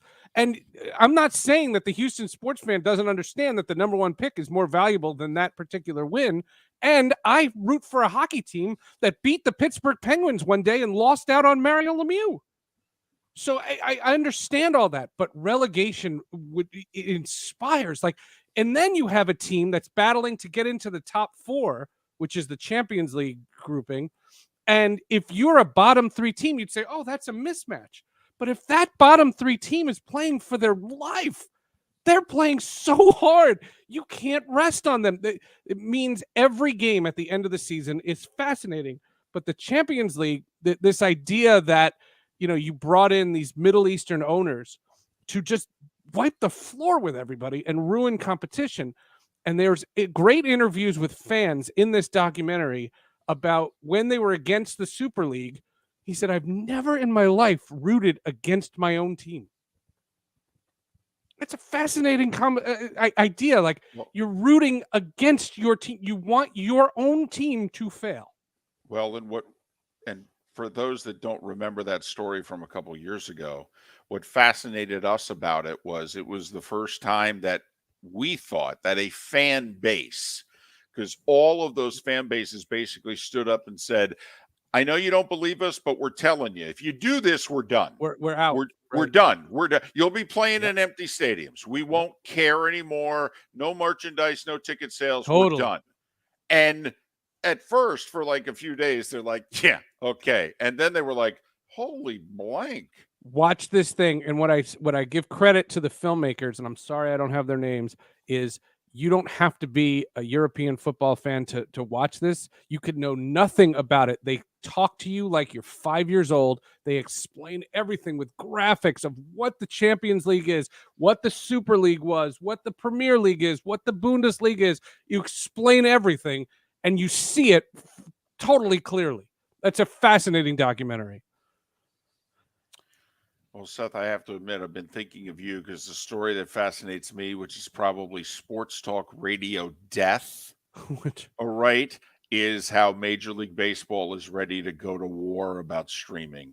Yeah. They just hired somebody, and the president of the Cardinals came out earlier this week, Mark, and said, we've got fans in Des Moines, Iowa, who not only can't see our games, they can't see the games of the Cubs, the White Sox, the Twins, the Royals. Okay, literally, there's like 6 teams' games that if they don't have, that they are blacked out from. You live in Montana, you can't see the Mariners. Montana, you're a day and a half drive from T-Mobile Park. You can't see the Mariners. And apparently, Mark, Major League Baseball is ready to go to war against the regional channels. Well, because Sinclair, that owns the Bally Sports Networks, is probably going to file for bankruptcy this year. So then the rights deals all go thrown away anyway. So now you're talking about starting from scratch, and you're wearing the Kraken shirt. Remember, when the Kraken started, I said, build an app. Make it so that anybody can get it. You can get it through cable, but get it anyway.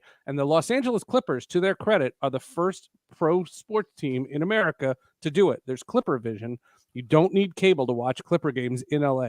What are they charging, by the way? Do you know? It's a lot. It was $149 for the full season, but that's 82 games. It's $2 a game. They lowered the price in year 2. It's like $99 now. But it's expensive. But I see that's not my argument. Making it expensive is not my problem. My problem was you can't do it now. In the current system, you can't do it. There's no chance. If you live in Tampa, you cannot see the Lightning without a cable subscription. It's not, I can't afford it. If it gets to, I can't afford it, I don't spend other people's money. Do you see an end game? And we got about a minute and a half. Do you see some sort of, what is the end game? I think what's going to happen is the regional sports networks en masse are going to file for bankruptcy, and all of sports television is going to change. And I think that pro sports, the NBA, the NHL, and Major League Baseball are going to be viewed very differently in the next 2 to 3 seasons. I think it'll be fascinating, though, because it's going to be fascinating. Well, biggest fish in the pond is who? The Yankees, and their cable network Correct. is not they don't going want to do it. under. That's so right. the Yankees are going to be at war with the whole rest of the sport. That's going exactly once again. Right. Super League 2, Electric Boogaloo.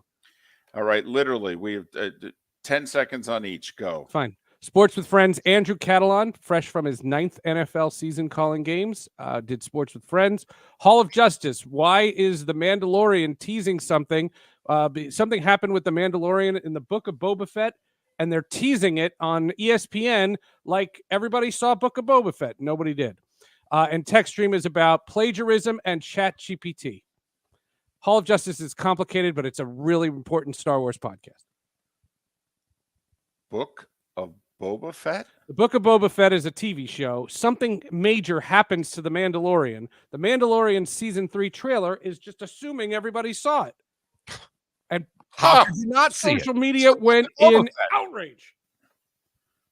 Wow. It's an emergency Hall of Justice podcast. Miller and Moulton. Now knowing what the Book of Boba Fett is, we've learned something again from Seth Everett right here on the Florida Sports Network. Golfers, are you bored of the same old driving range warm-up routine that's not getting you the results that you want on the course? Power up your golf swing by adding resistance bands to your range session with the Orange Whip Golf Power Strap Kit. Featuring Things banded I never thought you'd hear on Miller and Moulton. Power Strap resistance training will boost clubhead speed, increase power, improve flexibility, all with just a few swings. Buy a Power Strap Kit today. Go to orangewhipgolf.com and use code Miller10 to receive an additional 10% off the already great price of $119. David Moulton for Napa, Napa Auto Parts, and Napa Filters. Insist on Napa filters for your vehicles, or if you're a do-it-yourselfer, only buy Napa filters. Napa has a filter for almost anything on earth that moves, whether it's motorcycles, foreign and domestic cars, vans, SUVs, earth-moving equipment. You get the idea. Napa Auto Parts, Napa filters. Insist on them for your vehicles, or if you're a do-it-yourselfer, only buy Napa filters. Excuse me. Hey, the line starts back here. Ma'am, if your party's not here, you're going to have to go around again. If you had the opportunity to avoid all this, wouldn't you? Salt Life, making your trip to and from the airport seamless and stress-free. Salt Life is supported with the help of local partners like Zephy's Tavern and Pizzeria at 41 and Wiggins Pass. Award-winning pizza with a cool rock and roll theme. Don't miss North Naples' newest sensation, Zephy's Tavern and Pizzeria. When it's time to leave, book with the award-winning service for Naples Daily News Best of 2021. 250-mile radius, live 24 hours a day, 7 days a week. Serving a 250-mile radius of Southwest Florida over 15 airports. Salt Life Transportation, the official transportation of the Miller and Moulton Morning Show. Book now, 239-308-8686, or online at saltlifetransportation.com.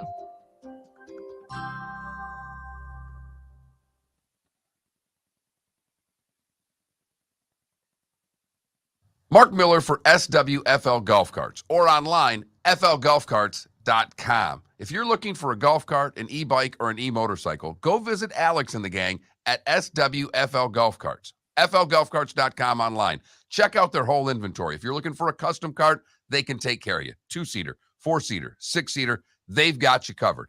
E-bikes, nobody better for value and service. E-motorcycles, check them out. Again, flgolfcarts.com. flgolfcarts.com. David Moulton for Napa, Napa Auto Parts, and Napa Filters. Insist on Napa filters for your vehicles, or if you're a do-it-yourselfer, only buy Napa filters. Napa has a filter for almost anything on earth that moves, whether it's motorcycles, foreign and domestic cars, vans, SUVs, earth-moving equipment. You get the idea. Napa Auto Parts, Napa filters. Insist on them for your vehicles, or if you're do-it-yourselfer, only buy Napa filters.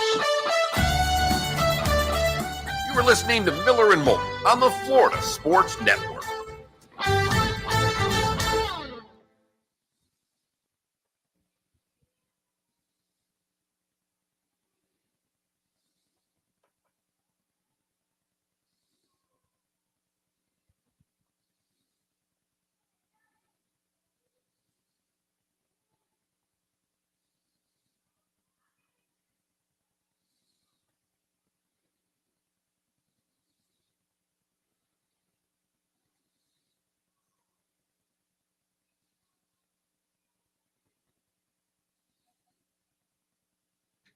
Do you see Dexter Lawrence tell his mom she couldn't come to the Eagles game? There's a presser, and he's like, I told my mom she couldn't come to the game. And she'd come right back at him. Well, so that mom might be your favorite player on the Giants, David. That's all I'm telling you. Not the player, just the mom. yeah, that's...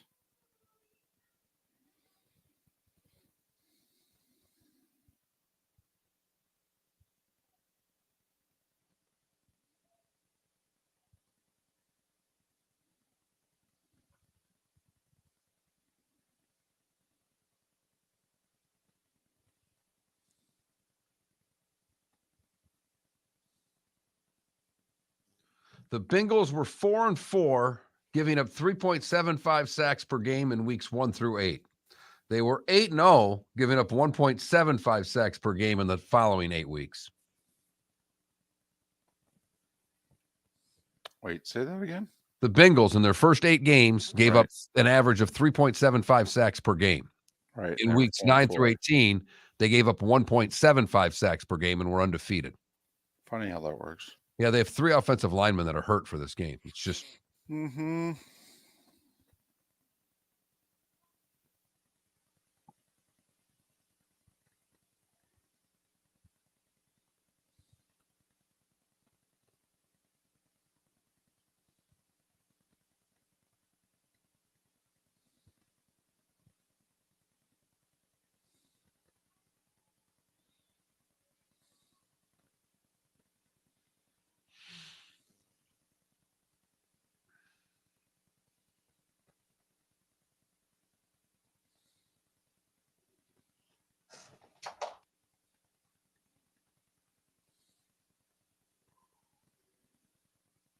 Oh my goodness. Yeah, I just saw that undercut. Oh my goodness.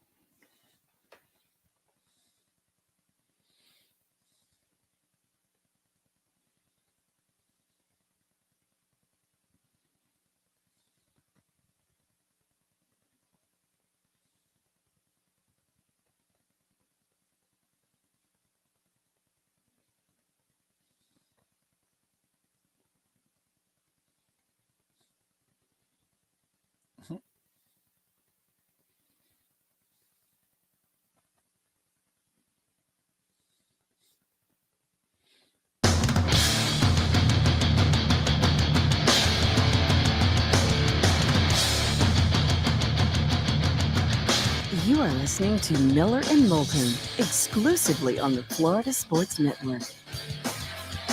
And now here's Mark Miller and David Moulton. It is the bonus hour on this hump day. Thanks so much for being with us. Miller and Moulton, Florida Sports Network, floridasportsnetwork.com. If you missed Bobby Reagan and Seth Everett earlier on the show, that's why we podcast it.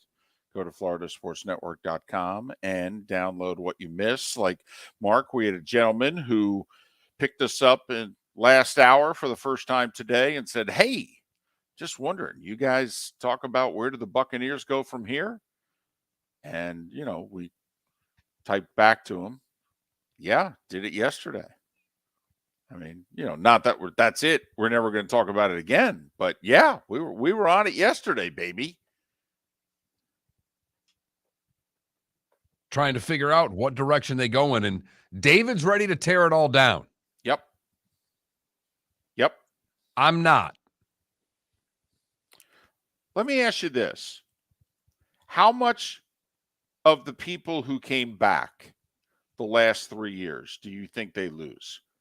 Because remember, I mean, they were still getting their TV viewership in Tampa Bay, but, you know, Bucs fans had stopped going to the games. They were angry with the Glazer family.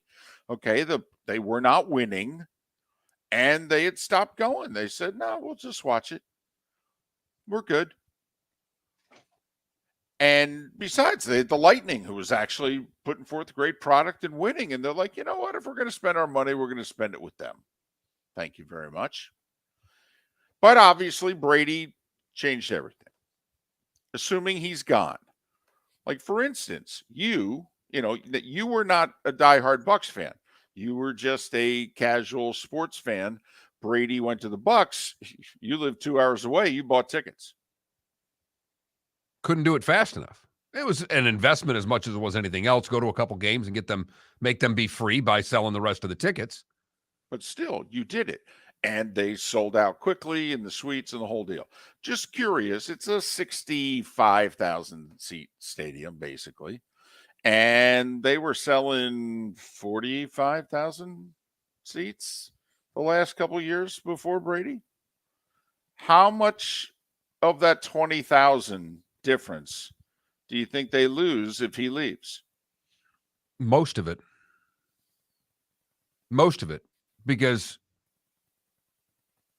I don't know how the product will be good if he's gone. Now, I think the first game will be fine, but if they don't replace Brady at quarterback, I mean, if they're going to go through the draft, if they're going to try to play Kyle Trask, I don't know how excited Buck fan is to show up for games. I'm with you that I think they lose a good chunk of it. And the reason why I would tear it down is that I don't think they can win. I think their window is come and gone. Now, you could argue, come on now. All right, let's assume next year the offensive line's healthy. And if we get above average play from the offensive line, well, that could change everything. Then in theory, you could actually run the ball a little bit and go from, say, 32nd in the league in rushing to, I don't know, 18th.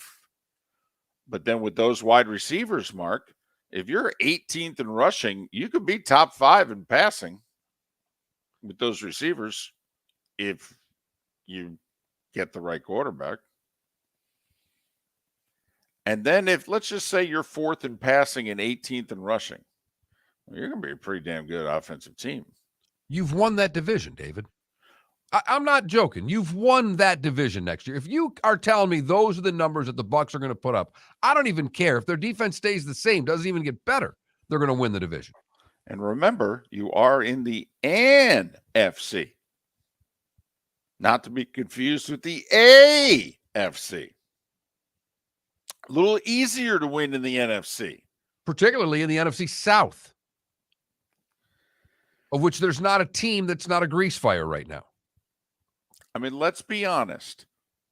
Last year's Bucs team, last year's, not the 2020 team, the 2021 team, let's try to remember they won 12 games in the regular season. Remember how they looked and how they played and how they were pretty damn healthy going into the playoffs.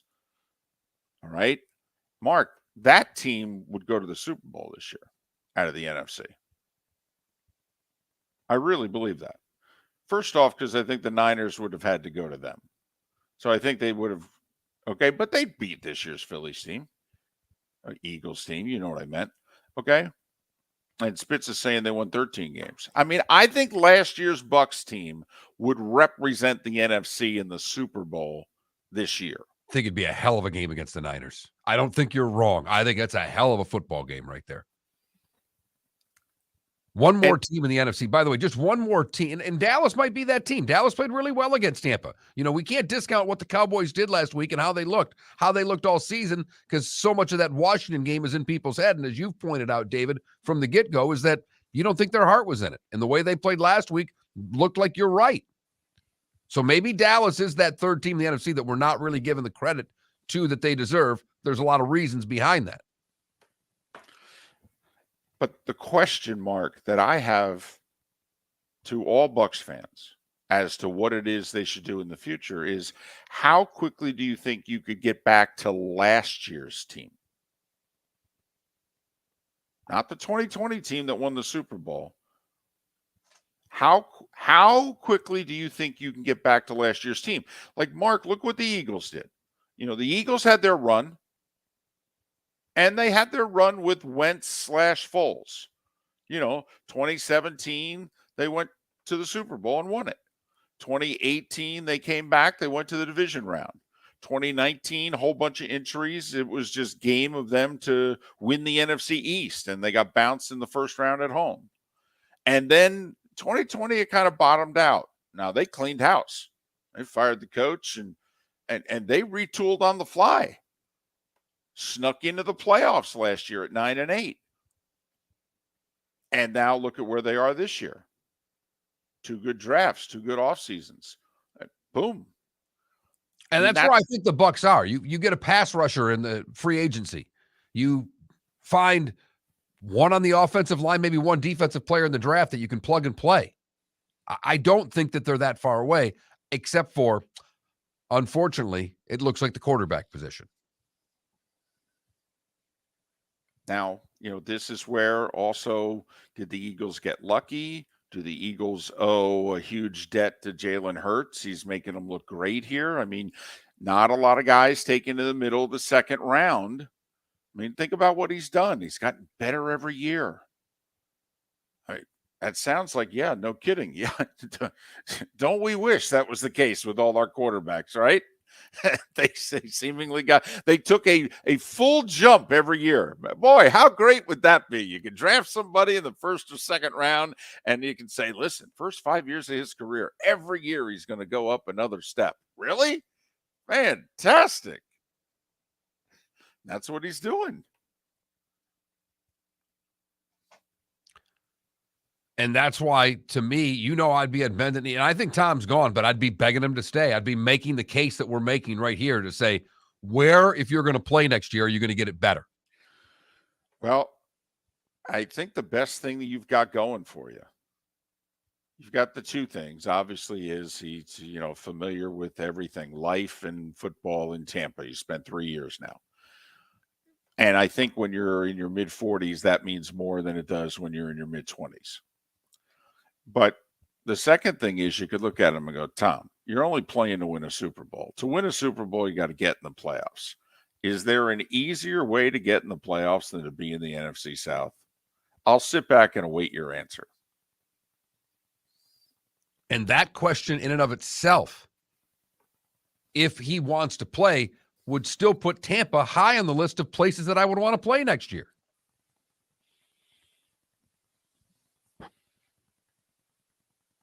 Now, Mike Florio yesterday was throwing out Brady to Carolina with Sean Payton. Which is funny. I've listened to a couple people in that area, and they've said, yeah, I don't know if there's 2 people more hated in our neck of the woods than Tom Brady and Sean Payton. So that would be fascinating. Now, Mark, we all know, we've seen it. The minute you don your team's colors, it's as if the past never happened.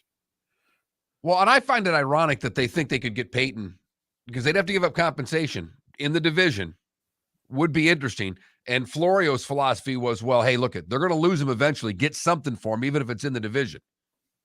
You're running out of time to get something for Sean Payton. So found that to be interesting. Okay, I'll ask you point blank. You're the Saints. I'm Carolina. Remember, Saints don't have a first-round pick this year. They traded up in the draft with the Eagles last year to get the rights to Chris Olave. So the Saints would be drafting 10th, but they're not. Philly is. You're the Saints. I'm Carolina. I call you up and I go, hey, we're talking with Peyton. I think we're going to sign him. What's the compensation? Don't you think you have to say to Carolina, I want your first-round pick? Yes. It's 9th overall, by the way. It's 9th overall. From there, the Saints can go draft their quarterback. I mean, if you've got a top 10 pick, you can put a deal together to get your quarterback. And so for all of those that are saying the Saints would never do that deal with Carolina, Mark, Arizona's picking 3rd. I mean, do they hope Sean Payton goes to Arizona and they ask him for the 3rd overall pick? If you know what I'm getting at here. I mean, if you're New Orleans, you're like, Sean Payton could get us in the top 10. The jobs that are available, Arizona's 3, as you mentioned. Indianapolis is 4. He's not going to Indianapolis. And then Carolina. Right, at 9. Because if he's going to Houston, he's going there and he's drafting one of the 2 quarterbacks. Well, and the other thing is, if he's going to Houston, New Orleans may say, we want a first-round pick, and Houston's like, well, we'll give you number 12, but we ain't giving you number 2. And I don't know if at number 12, you can get to where it is that you want to go to get your quarterback. Starting it from 9, that's doable.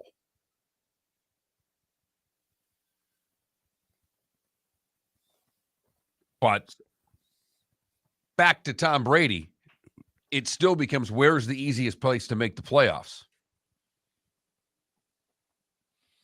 And so Bucs fan curious, do you even want Brady back? It's what you saw Monday night, like, you know what? Don't think we can win with Tom anymore. Miller and Moulton don't want Tom Brady anymore. I know. Say it ain't so. Holy Toledo. Right here. More to come on the Florida Sports Network. The waterways of Naples are a beauty to behold, and the Bayfront Inn has multiple ways for guests to enjoy the water and have some fun. Gather your family and friends and enjoy a leisurely day on the water with a pontoon or deck boat. If you prefer to explore the waterways without a motor, the Bayfront has canoes, standboards, and kayaks. At the end of your journey, enjoy lunch or dinner at the Bamboo Tropical Bar and Grill. The Bayfront Inn. Something for everyone. On 5th Avenue in Naples. Mark Miller for SWFL Golf Carts, or online, flgolfcarts.com. If you're looking for a golf cart, an e-bike, or an e-motorcycle, go visit Alex and the gang at SWFL Golf Carts. flgolfcarts.com online. Check out their whole inventory. If you're looking for a custom cart, they can take care of you. 2-seater, 4-seater, 6-seater, they've got you covered. E-bikes, nobody better for value and service. E-motorcycles, check them out. Again, flgolfcarts.com. flgolfcarts.com. Ladies and gentlemen, Hi. Excuse me. Hey, the line starts back here. Ma'am, if your party's not here, you're going to have to go around again. If you had the opportunity to avoid all this, wouldn't you? Salt Life, making your trip to and from the airport seamless and stress-free. Salt Life is supported with the help of local partners like Zeffy's Tavern and Pizzeria at 41 and Wiggins Pass. Award-winning pizza with a cool rock and roll theme. Don't miss North Naples' newest sensation, Zeffy's Tavern and Pizzeria. When it's time to leave, book with the award-winning service for Naples Daily News Best of 2021. 250-mile radius, live 24 hours a day, 7 days a week. Serving a 250-mile radius of Southwest Florida over 15 airports. Salt Life Transportation, the official transportation of the Miller and Moulton Morning Show. Book now, 239-308-8686, or online at saltlifetransportation.com. David Moulton for Napa, Napa Auto Parts, and Napa Filters. Insist on Napa filters for your vehicles, or if you're a do-it-yourselfer, only buy Napa filters. Napa has a filter for almost anything on earth that moves, whether it's motorcycles, foreign and domestic cars, vans, SUVs, earth-moving equipment. You get the idea. Napa Auto Parts, Napa filters. Insist on them for your vehicles, or if you're a do-it-yourselfer, only buy Napa filters. You are listening to Miller and Moulton on the Florida Sports Network.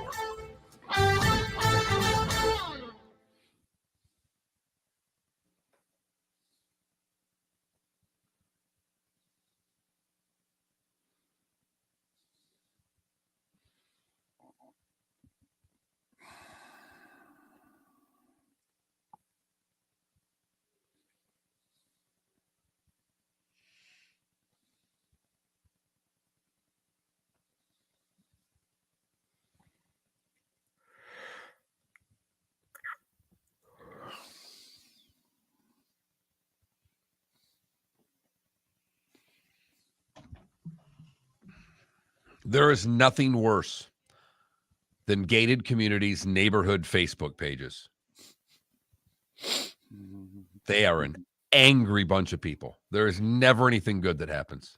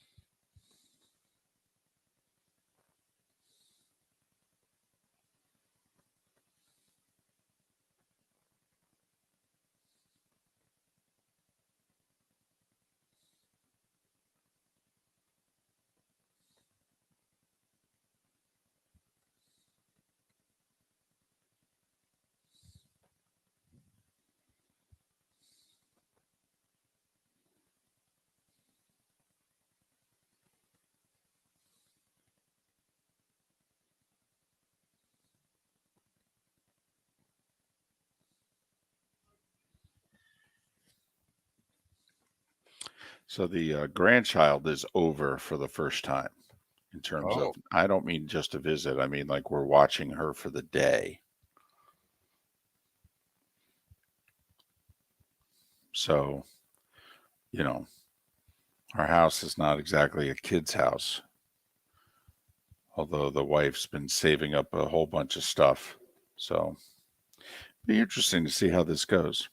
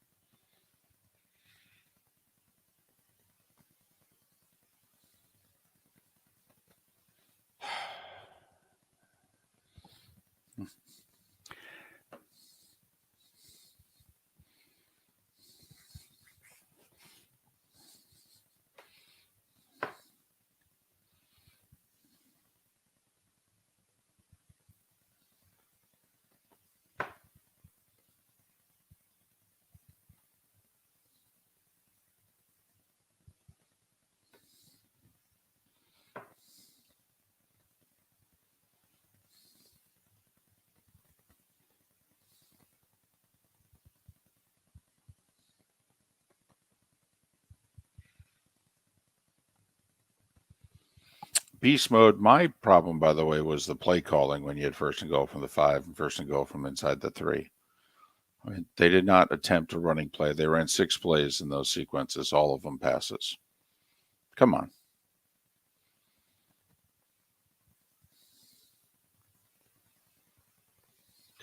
You know, there are people out there going that, you know, part of that Brady interception, he doesn't want to get hit. And that if he refuses to take any hits anymore, do you really want him? I think Ryan Clark may have said it. Well, and Brady said, by the way, that he was trying to throw it away and just miscalculated it. It's a pretty bad miscalculation. It is. Like it's When there's 40 yards behind you, you can throw that thing. Well, he was in the pocket, though, so he couldn't just totally chuck it away, if you know what I mean. He couldn't throw it into the stands. You're listening to Miller and Moulton, exclusively on the Florida Sports Network. 21 minutes past the hour. Miller and Moulton, Florida Sports Network, floridasportsnetwork.com. Good, bad, and ugly. What's on tap? Today was the day when to go with some final thoughts. All coming up in about 15 minutes or so. 28th birthday of the Golf Channel. All right. For whatever reason, it's on my mind. I think the Golf Channel turned about 12 before I ever watched it. So 1995, all right, was when it was born. So you're saying you didn't pick it up till about 15 or so years ago? They didn't have a lot of tournaments on it. You know, for the longest time, the Golf Channel was Golf Talk, not golf. And that didn't interest me. Now I'm in their demo. I'll watch it a lot more. By the way, apparently I'm off a day. Apparently it was yesterday. My bad. Oops. I thought the tweet when it was sent, I looked at the time. It was today. Somebody sent it today. It's happy birthday. See, I'm that guy. Oh, hey, thanks. Appreciate it. My birthday was yesterday. Oh, sorry about that. Never mind. You can tell how many people in our audience are watching the Golf Channel. Nobody corrected me all show. And you would think, okay, come on now. Southwest Florida, #1 golf market in the country. You guys aren't watching either because, like Mark said, you don't have any golf right now.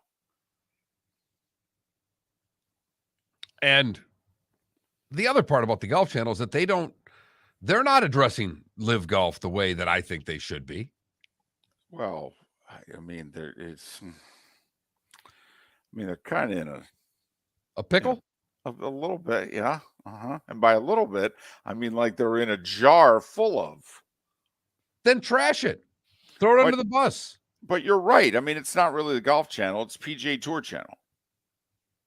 I mean that's what clearly. But then again, you got to be honest. I mean, until this thing came along, Mark. I mean, did we really think there was ever going to be a league that was going to, for an hour, challenge the PGA Tour? No. Which, by the way, ladies and gentlemen, is why we're interested in this. Okay? Because, like, we had it, kinda, in the mid-'80s. It was called the USFL. They came up and they played at a different time, but they said, you know, we wanted to. They were in business against the NFL. They bid for players, you know, TV contracts. It was fascinating, though, Mark, if you really think about it. Almost 40 years ago, TV partners who were in bed with the NFL made TV deals with the USFL, and the NFL didn't lose its mind and say, you're dead to me. Whereas the PGA Tour has done just that.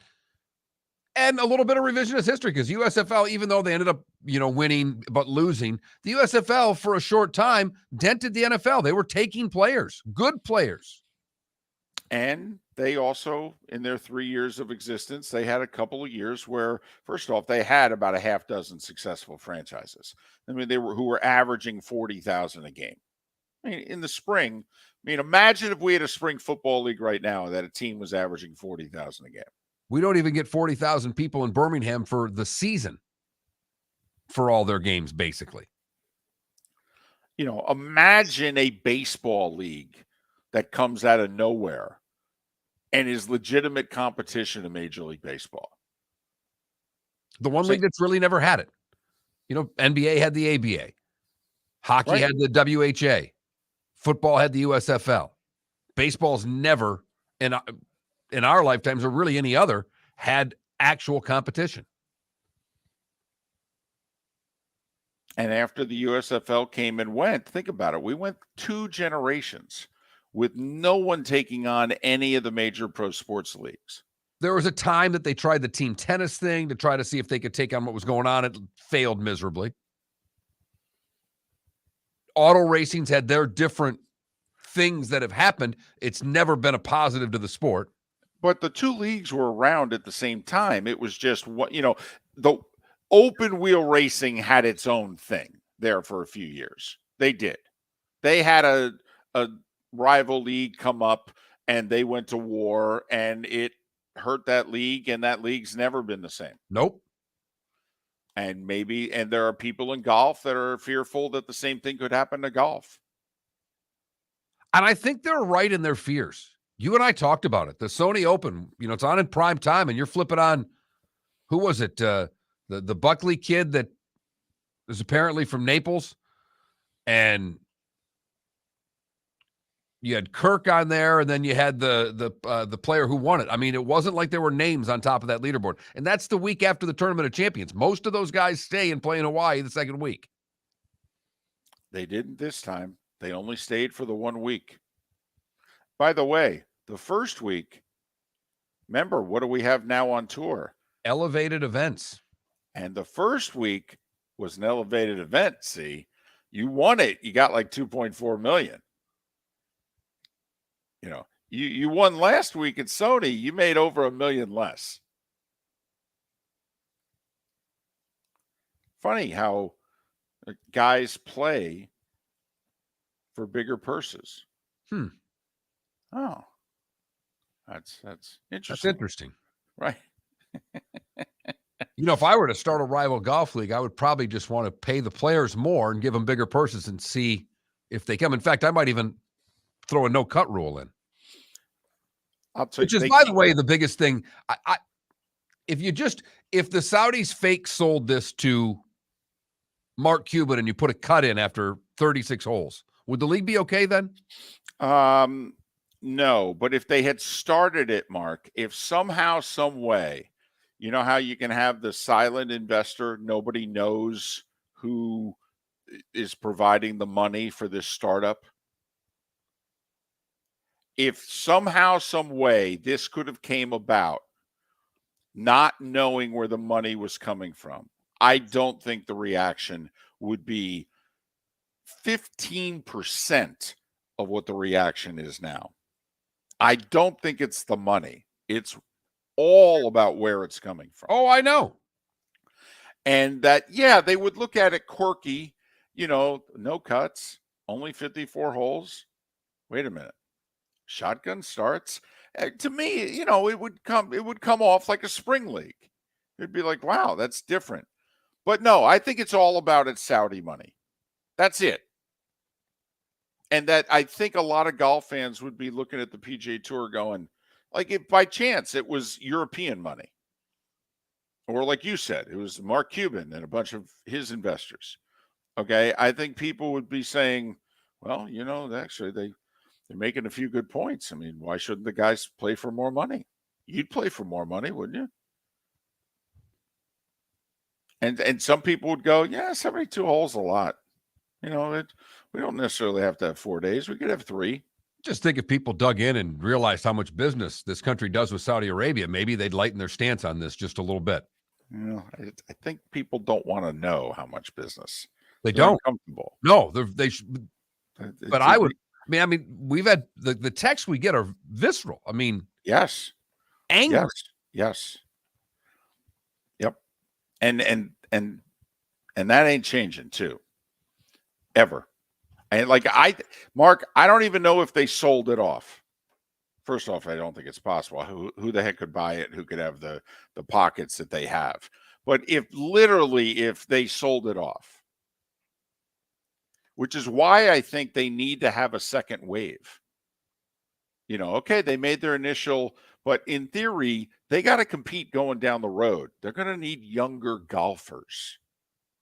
David Moulton for Napa, Napa Auto Parts, and Napa Filters. Insist on Napa filters for your vehicles, or if you're a do-it-yourselfer, only buy Napa filters. Napa has a filter for almost anything on earth that moves, whether it's motorcycles, foreign and domestic cars, vans, SUVs, earth-moving equipment. You get the idea. Napa Auto Parts, Napa filters. Insist on them for your vehicles, or if you're do-it-yourselfer, only buy Napa filters. Yeah. Hi. Excuse me. Hey, the line starts back here. Ma'am, if your party's not here, you're going to have to go around again. If you had the opportunity to avoid all this, wouldn't you?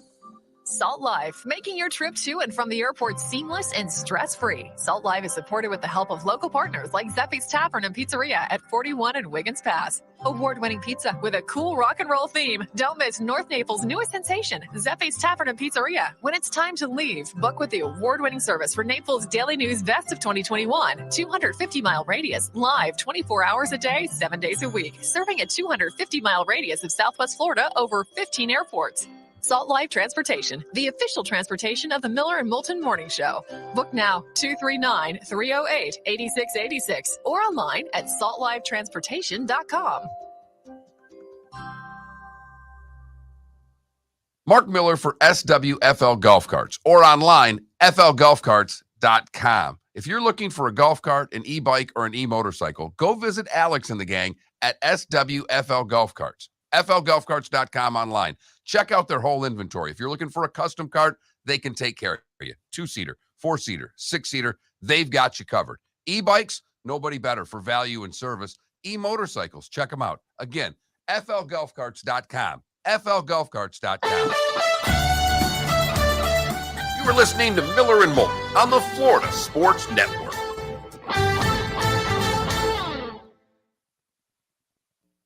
Wife listens to it. You've got to rewrite the song. I said, why? She says, I don't like it. I said, why? Well, the music's great, but I don't like it. I said, it's not about you. I said, it's about my life in general, especially in the past. I said, I had 2 failed relationships. Right. I'm in a really good spot right now. I can write about this now. You and I are in a great spot. I can actually write about this now. Yeah. So she listened to it. She goes, I said, no, the song that says, Be My Sunshine, that's you. The one around the corner, that's you. And they're all positive, and it's about, finding new things together. And she's, I said, those are about that. She goes, oh, okay. I'm going to find this song. What's your email address? Mark at millerandmoulton.com. Mark at Miller and Moulton. Yep. Okay. All spelled out.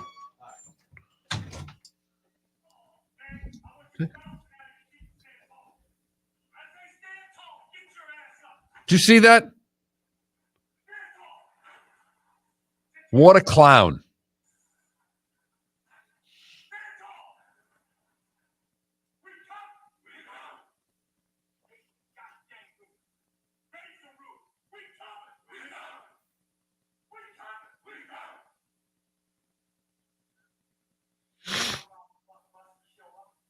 That's Tim Brewster there. It's a hell of a pregame speech or whatever it is. Yeah.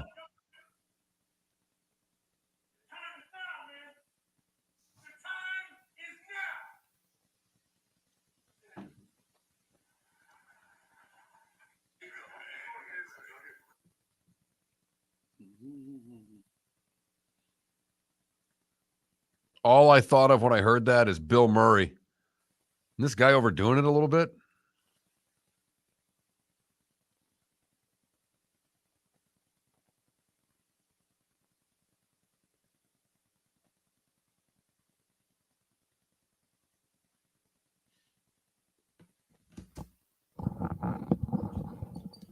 Mark, your David. dream job. What's that? You tweeted back 2 hours ago. Annabelle leaving the news press. I know. Come on. Seriously, you should call them.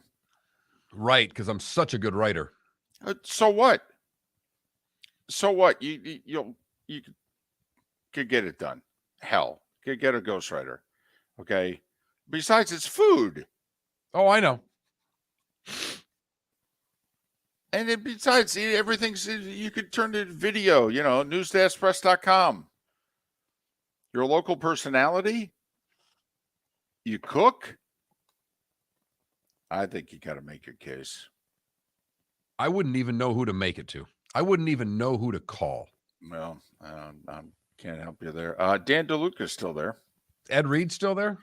Yes.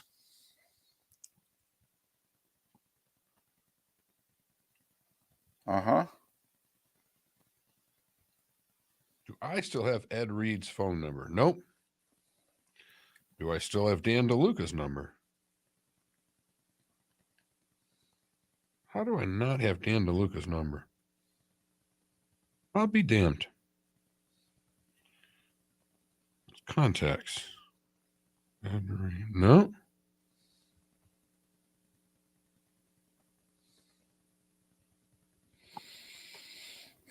Got Dan Dockich's number. I just don't have Dan DeLuca's.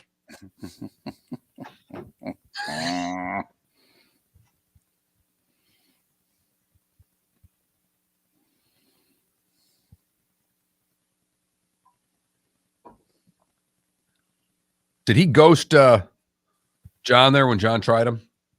Dockich? Did he just not respond when he was in Naples? He did not respond.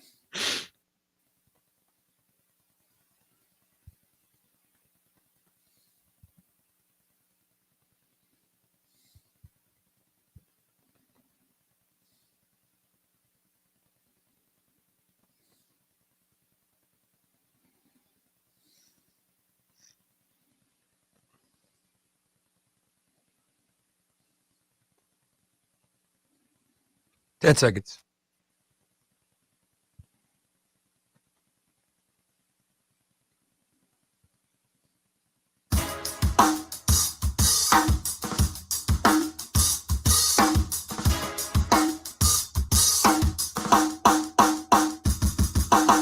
Welcome back to Miller and Moulton, only on the Florida Sports Network.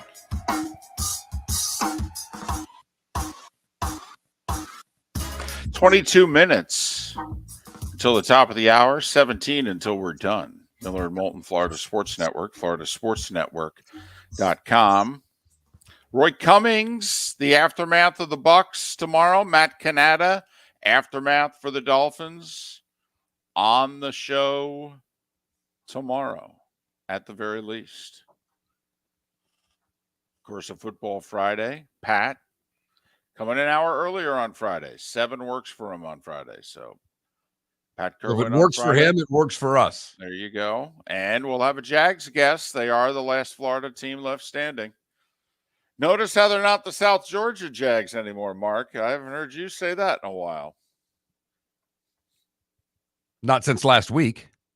No, I don't think you said it last week. I do think during that 5-game losing streak when they went from 2-1 to 2-6, it returned. The dog is proudly wearing his Jacksonville Jaguars collar all week while the wife is out of town. I say you leave it on and see whether or not she changes it, or she may realize that, you know what? Yeah, okay. No, she actually put it back on him last week after it was washed. She, when I explained to her, I said, it's the only team left. It's the only collar we've got that's in the postseason around here. Your Steelers didn't hold up their end of the bargain. Right. I can only say things like that on the radio because I know she doesn't listen right. and never downloads the podcast. But you can download them. Go to floridasportsnetwork.com or any of the places where you download your podcasts to pick up any part of Miller and Moulton that you may have missed today on the show. It's time for someone to take back this segment, if for no other reason than to stop David from talking about Meghan and Harry. Here's Mark Miller with Today Was the Day When. We start today in 1886, when modern field hockey is born with the formation of the Hockey Association of England. Today in 1896, the first college basketball game with 5 players on each side is conducted by the University of Iowa. They invite student athletes from the University of Chicago for an experimental game. Chicago beats Iowa 15-12. Good to know that the Iowa offense hasn't changed much since 1896. No. And then immediately after that, they canceled the home and home. Today in 47, the Tigers sell Hank Greenberg to the Pirates. Today in 1950, one of David's favorite sports stories that there is. Bob Feller had a 15-14 season. He takes a $20,000 salary cut to $45,000. The pay cut is Feller's suggestion. Love that man. He was ornery too if you caught him on the wrong day, and I mean ornery. It's so intimidating. Mark, you know, you and I are not intimidated by many people. I was genuinely intimidated by Bob Feller. I was in my early 30s. He was at the Roger Maris Celebrity Golf Tournament. Today in 1951, the NFL rules that tackles, guards, and centers are ineligible for a forward pass. I imagine that rule is going to be rescinded in the next couple of years to promote more offense. Yeah, just what the league needs, more offense. Today in 58, Willie O'Ree becomes the first African-American to appear in an NHL game, making his debut for the Bruins in a 3-0 victory over Montreal. Today in 1963, Al Davis becomes head coach and general manager of the Oakland Raiders. Yeah. And when? 63. And I think he was shortly after that the commissioner of the AFL. Today in 1964, the Beatles make their first appearance on the U.S. Billboard chart with I Want to Hold Your Hand appearing at number 45. The 20th NHL All-Star game was today in 67. I only bring it up because the Canadians beat the All-Stars 3-0. That's right, the Canadians beat the All-Stars. Super Bowl 10 today in 76. It was a great one. Steelers beat the Cowboys at the OB 21-17. Lynn Swann is your MVP. Last touchdown, Bradshaw gets knocked unconscious. Takes a helmet literally to his chin as he throws the last touchdown to Lynn Swann. The Wall by Pink Floyd hit number 1 today in 1980. Wow. Today in 83, in something that should have never happened, the IOC restores Jim Thorpe's Olympic medals. Not that it should have never been taken away from him in the first place. 70 years after they were taken from him for being paid $25 in semi-pro baseball. Not like the Olympic people have screwed things up before. Today in 93 was the first time that MLK Day was observed in all 50 states in the U.S. Thank you, Arizona. AFC and NFC championships in 04. New England beats Indianapolis. And Carolina beat the Eagles. That was during the run where the Eagles lost. That was their third straight conference championship game loss. They lost at the Rams 01 season. They lost at home to Tampa 02 season. And then they were convinced they were beating Jake Delhomme and the Panthers. 09 championship, Steelers beat the Ravens, and Arizona beats the Eagles. And the 2015 championships were played today. New England whooping up on the Colts, and Seattle beating Green Bay in overtime. That was the Deflategate game. That was the game in which the Colts players went, you know, the football seemed underinflated. Those born today, they're no longer with us. A.A. Milne from Winnie the Pooh. Actually wrote Winnie the Pooh. Oliver Hardy, Cary Grant, Kurt Flood, David Ruffin from the Temptations, and Pat Sullivan, the 71 Heisman Trophy winner. Those celebrating birthdays today, Ted DiBiase is 69, Kevin Costner is 68, and Mark Messier is 62 years old today. Just needs to take a moment. First off, Costner looks pretty good for 68, wouldn't you say? Absolutely. Mess doesn't look bad for 62. No, he does look like he could kick your butt. I mean, he does. All right. Thank you. All right. Just good. Do you get goosebumps when you see those ESPN commercials with Mess lacing them up? No, but you know what I think? When the Rangers won the Cup, there was the national call and there was the local call. And at the time, the national didn't air in the New York market. Like the ESPN did at Gary Thorne, but that was not seen and heard in New York and New Jersey. That was on MSG. Okay, so Sam Rosen has the TV call that Rangers fans remember. And when they win the face-off with less than 2 seconds to go and the puck goes in the corner, and Sam Rosen said, and the Rangers win the Stanley Cup, and this one will last a lifetime. Because obviously it had been 54 years. Well, here we are nearly 30 years later, and a lot of Ranger fans are looking around going, man, he has no idea how right he is, because maybe that's the only one we're ever going to get. Well, and they have a really good team, but right now the East is just loaded. Even Boston, with the great year they're having, there's no guarantees that Boston gets out of the East this year. And they are 34-5-4. Right. They've played 43 games. They've lost 5 of them in regulation. No guarantee that, heck, I mean, just making it out of the division even. Damn. You've heard folks elsewhere mock Florida is gonna Florida. Well, Mark Miller sees it differently. He calls it the good, the bad, and the ugly. What you got, Mark? We'll stay close to home for the good, where Ned Bruja of Wildlife Whisper LLC is on the rebuilding plan. They are doing everything they can to rebuild homes for displaced ospreys that lost their homes during Hurricane Ian. Not just homes that need to be replaced, David, have to take care of the osprey too. So good for him. For the bad, we go to Cape Coral, where Laura Ramos and Tagui Aztapalugu, at least it's as close as I could come, already have a rap sheet. The duo, 18 and 20, were arrested after they put makeup in their purses and left the store without paying. Apparently, it's not the first time they've done it from Kohl's. They're repeat offenders, and for the $72 in cosmetics that they have stolen, the rap sheet will stay with them for life. Finally, the ugly.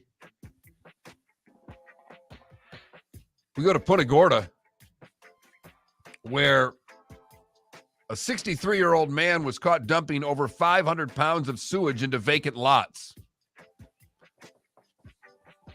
He drove his white Freightliner with a tank, Shoreline Sewer and Drain, was just discharging the sewage all over Cape Coral.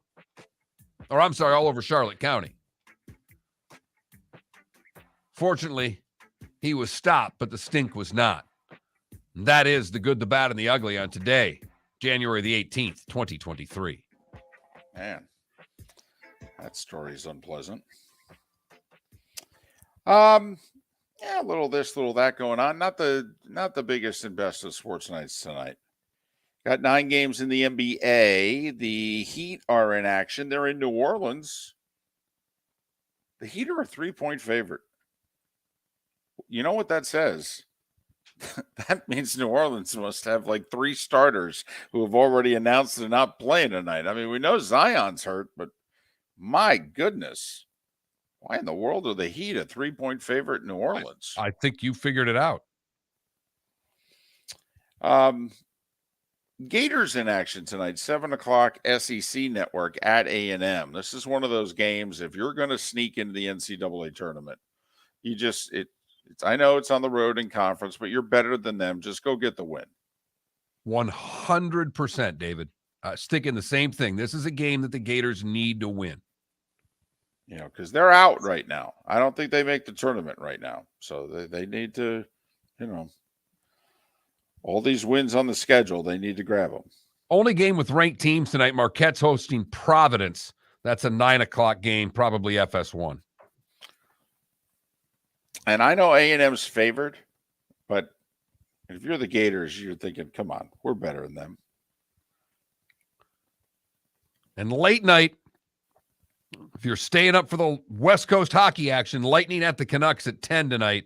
Bruins and Islanders at 7:30. That's a pretty good game right there. And it will be physical. Because Boston's physical and so are the Islanders. So that's your TNT 7:30 game. And enough guys on both teams that remember a bitter 7-game playoff series from just 2 years ago. So. Well, I just think any team right now that has a pulse, if you're getting the Bruins at home, you're going to get charged up to play them. Yeah, how can you not? They're on pace to be the best regular season team ever. And no one saw this coming. I mean, we all thought they'd be a playoff team. We didn't think they'd be the best team in the league. Well, their guys come back from injury early. They weren't really expected to come back as early as they did. They've all been producing. So that's what we got tonight. You could take a breather tonight. You could just spend some time with family, gear up. 4 football games this weekend. You might want to. You're going to ignore your family for the most part this weekend, so you might want to, start accruing some points. Well, you can ignore them, get them all to bed by 8:30, and catch a second period. I mean, it's not that hard to get both done. That Marquette Providence game's not until 9 tonight. Oh my goodness! But Mark, I don't even know if you could make it to halftime. Not a chance. Not a chance. I'll lock into Bruins Islanders and call tonight after that one, right around 10 o'clock. So, curious where Rashada is going to end up since the Gator Collective deal fell apart. Apparently, it was enough money, Mark. That's the good thing. It's nice to know that you can get a 5-star quarterback on a 4-year deal for $13 million. You just have to be good for the $13 million. That's all. Don't know what the payment plan was, Mark, but apparently Gator Collective couldn't deliver on the first one. And, well, he said, yeah, I'm never going to show up in Gainesville. So he asked for release from his letter of intent, and we will find out how this story takes its next turn. But I have a funny feeling it's going to turn right down to South Florida, David. What is interesting, the Gators have historically let athletes out of their NLI. But this is the first high-profile one for Strickland in this NIL era, and quite frankly, for Napier. So it'll be interesting to see if Florida plays hardball. Historically, they have not. I don't think they will. I think they'll let him out. I think so too, but it just, worth mentioning. Pay the man money, and you have a 5-star quarterback. It's that simple. Correct. You may not like it. You may think it's ugly, unseemly, whatever words you want to throw at this. But this is the world that we live in. And Gator fans are all upset with this kid's father. But from the sounds of it, you have nobody to be upset with but the Gator Collective, because by all accounts, you didn't come through. There's nobody disputing that. Nobody. No. Yeah, you need to figure it out. He ain't going to be the last 5-star quarterback you're recruiting, And prices don't go down.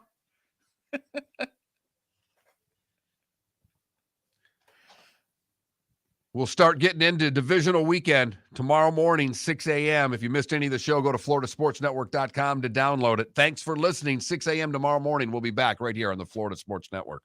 David Moulton for Napa Auto Parts, and Napa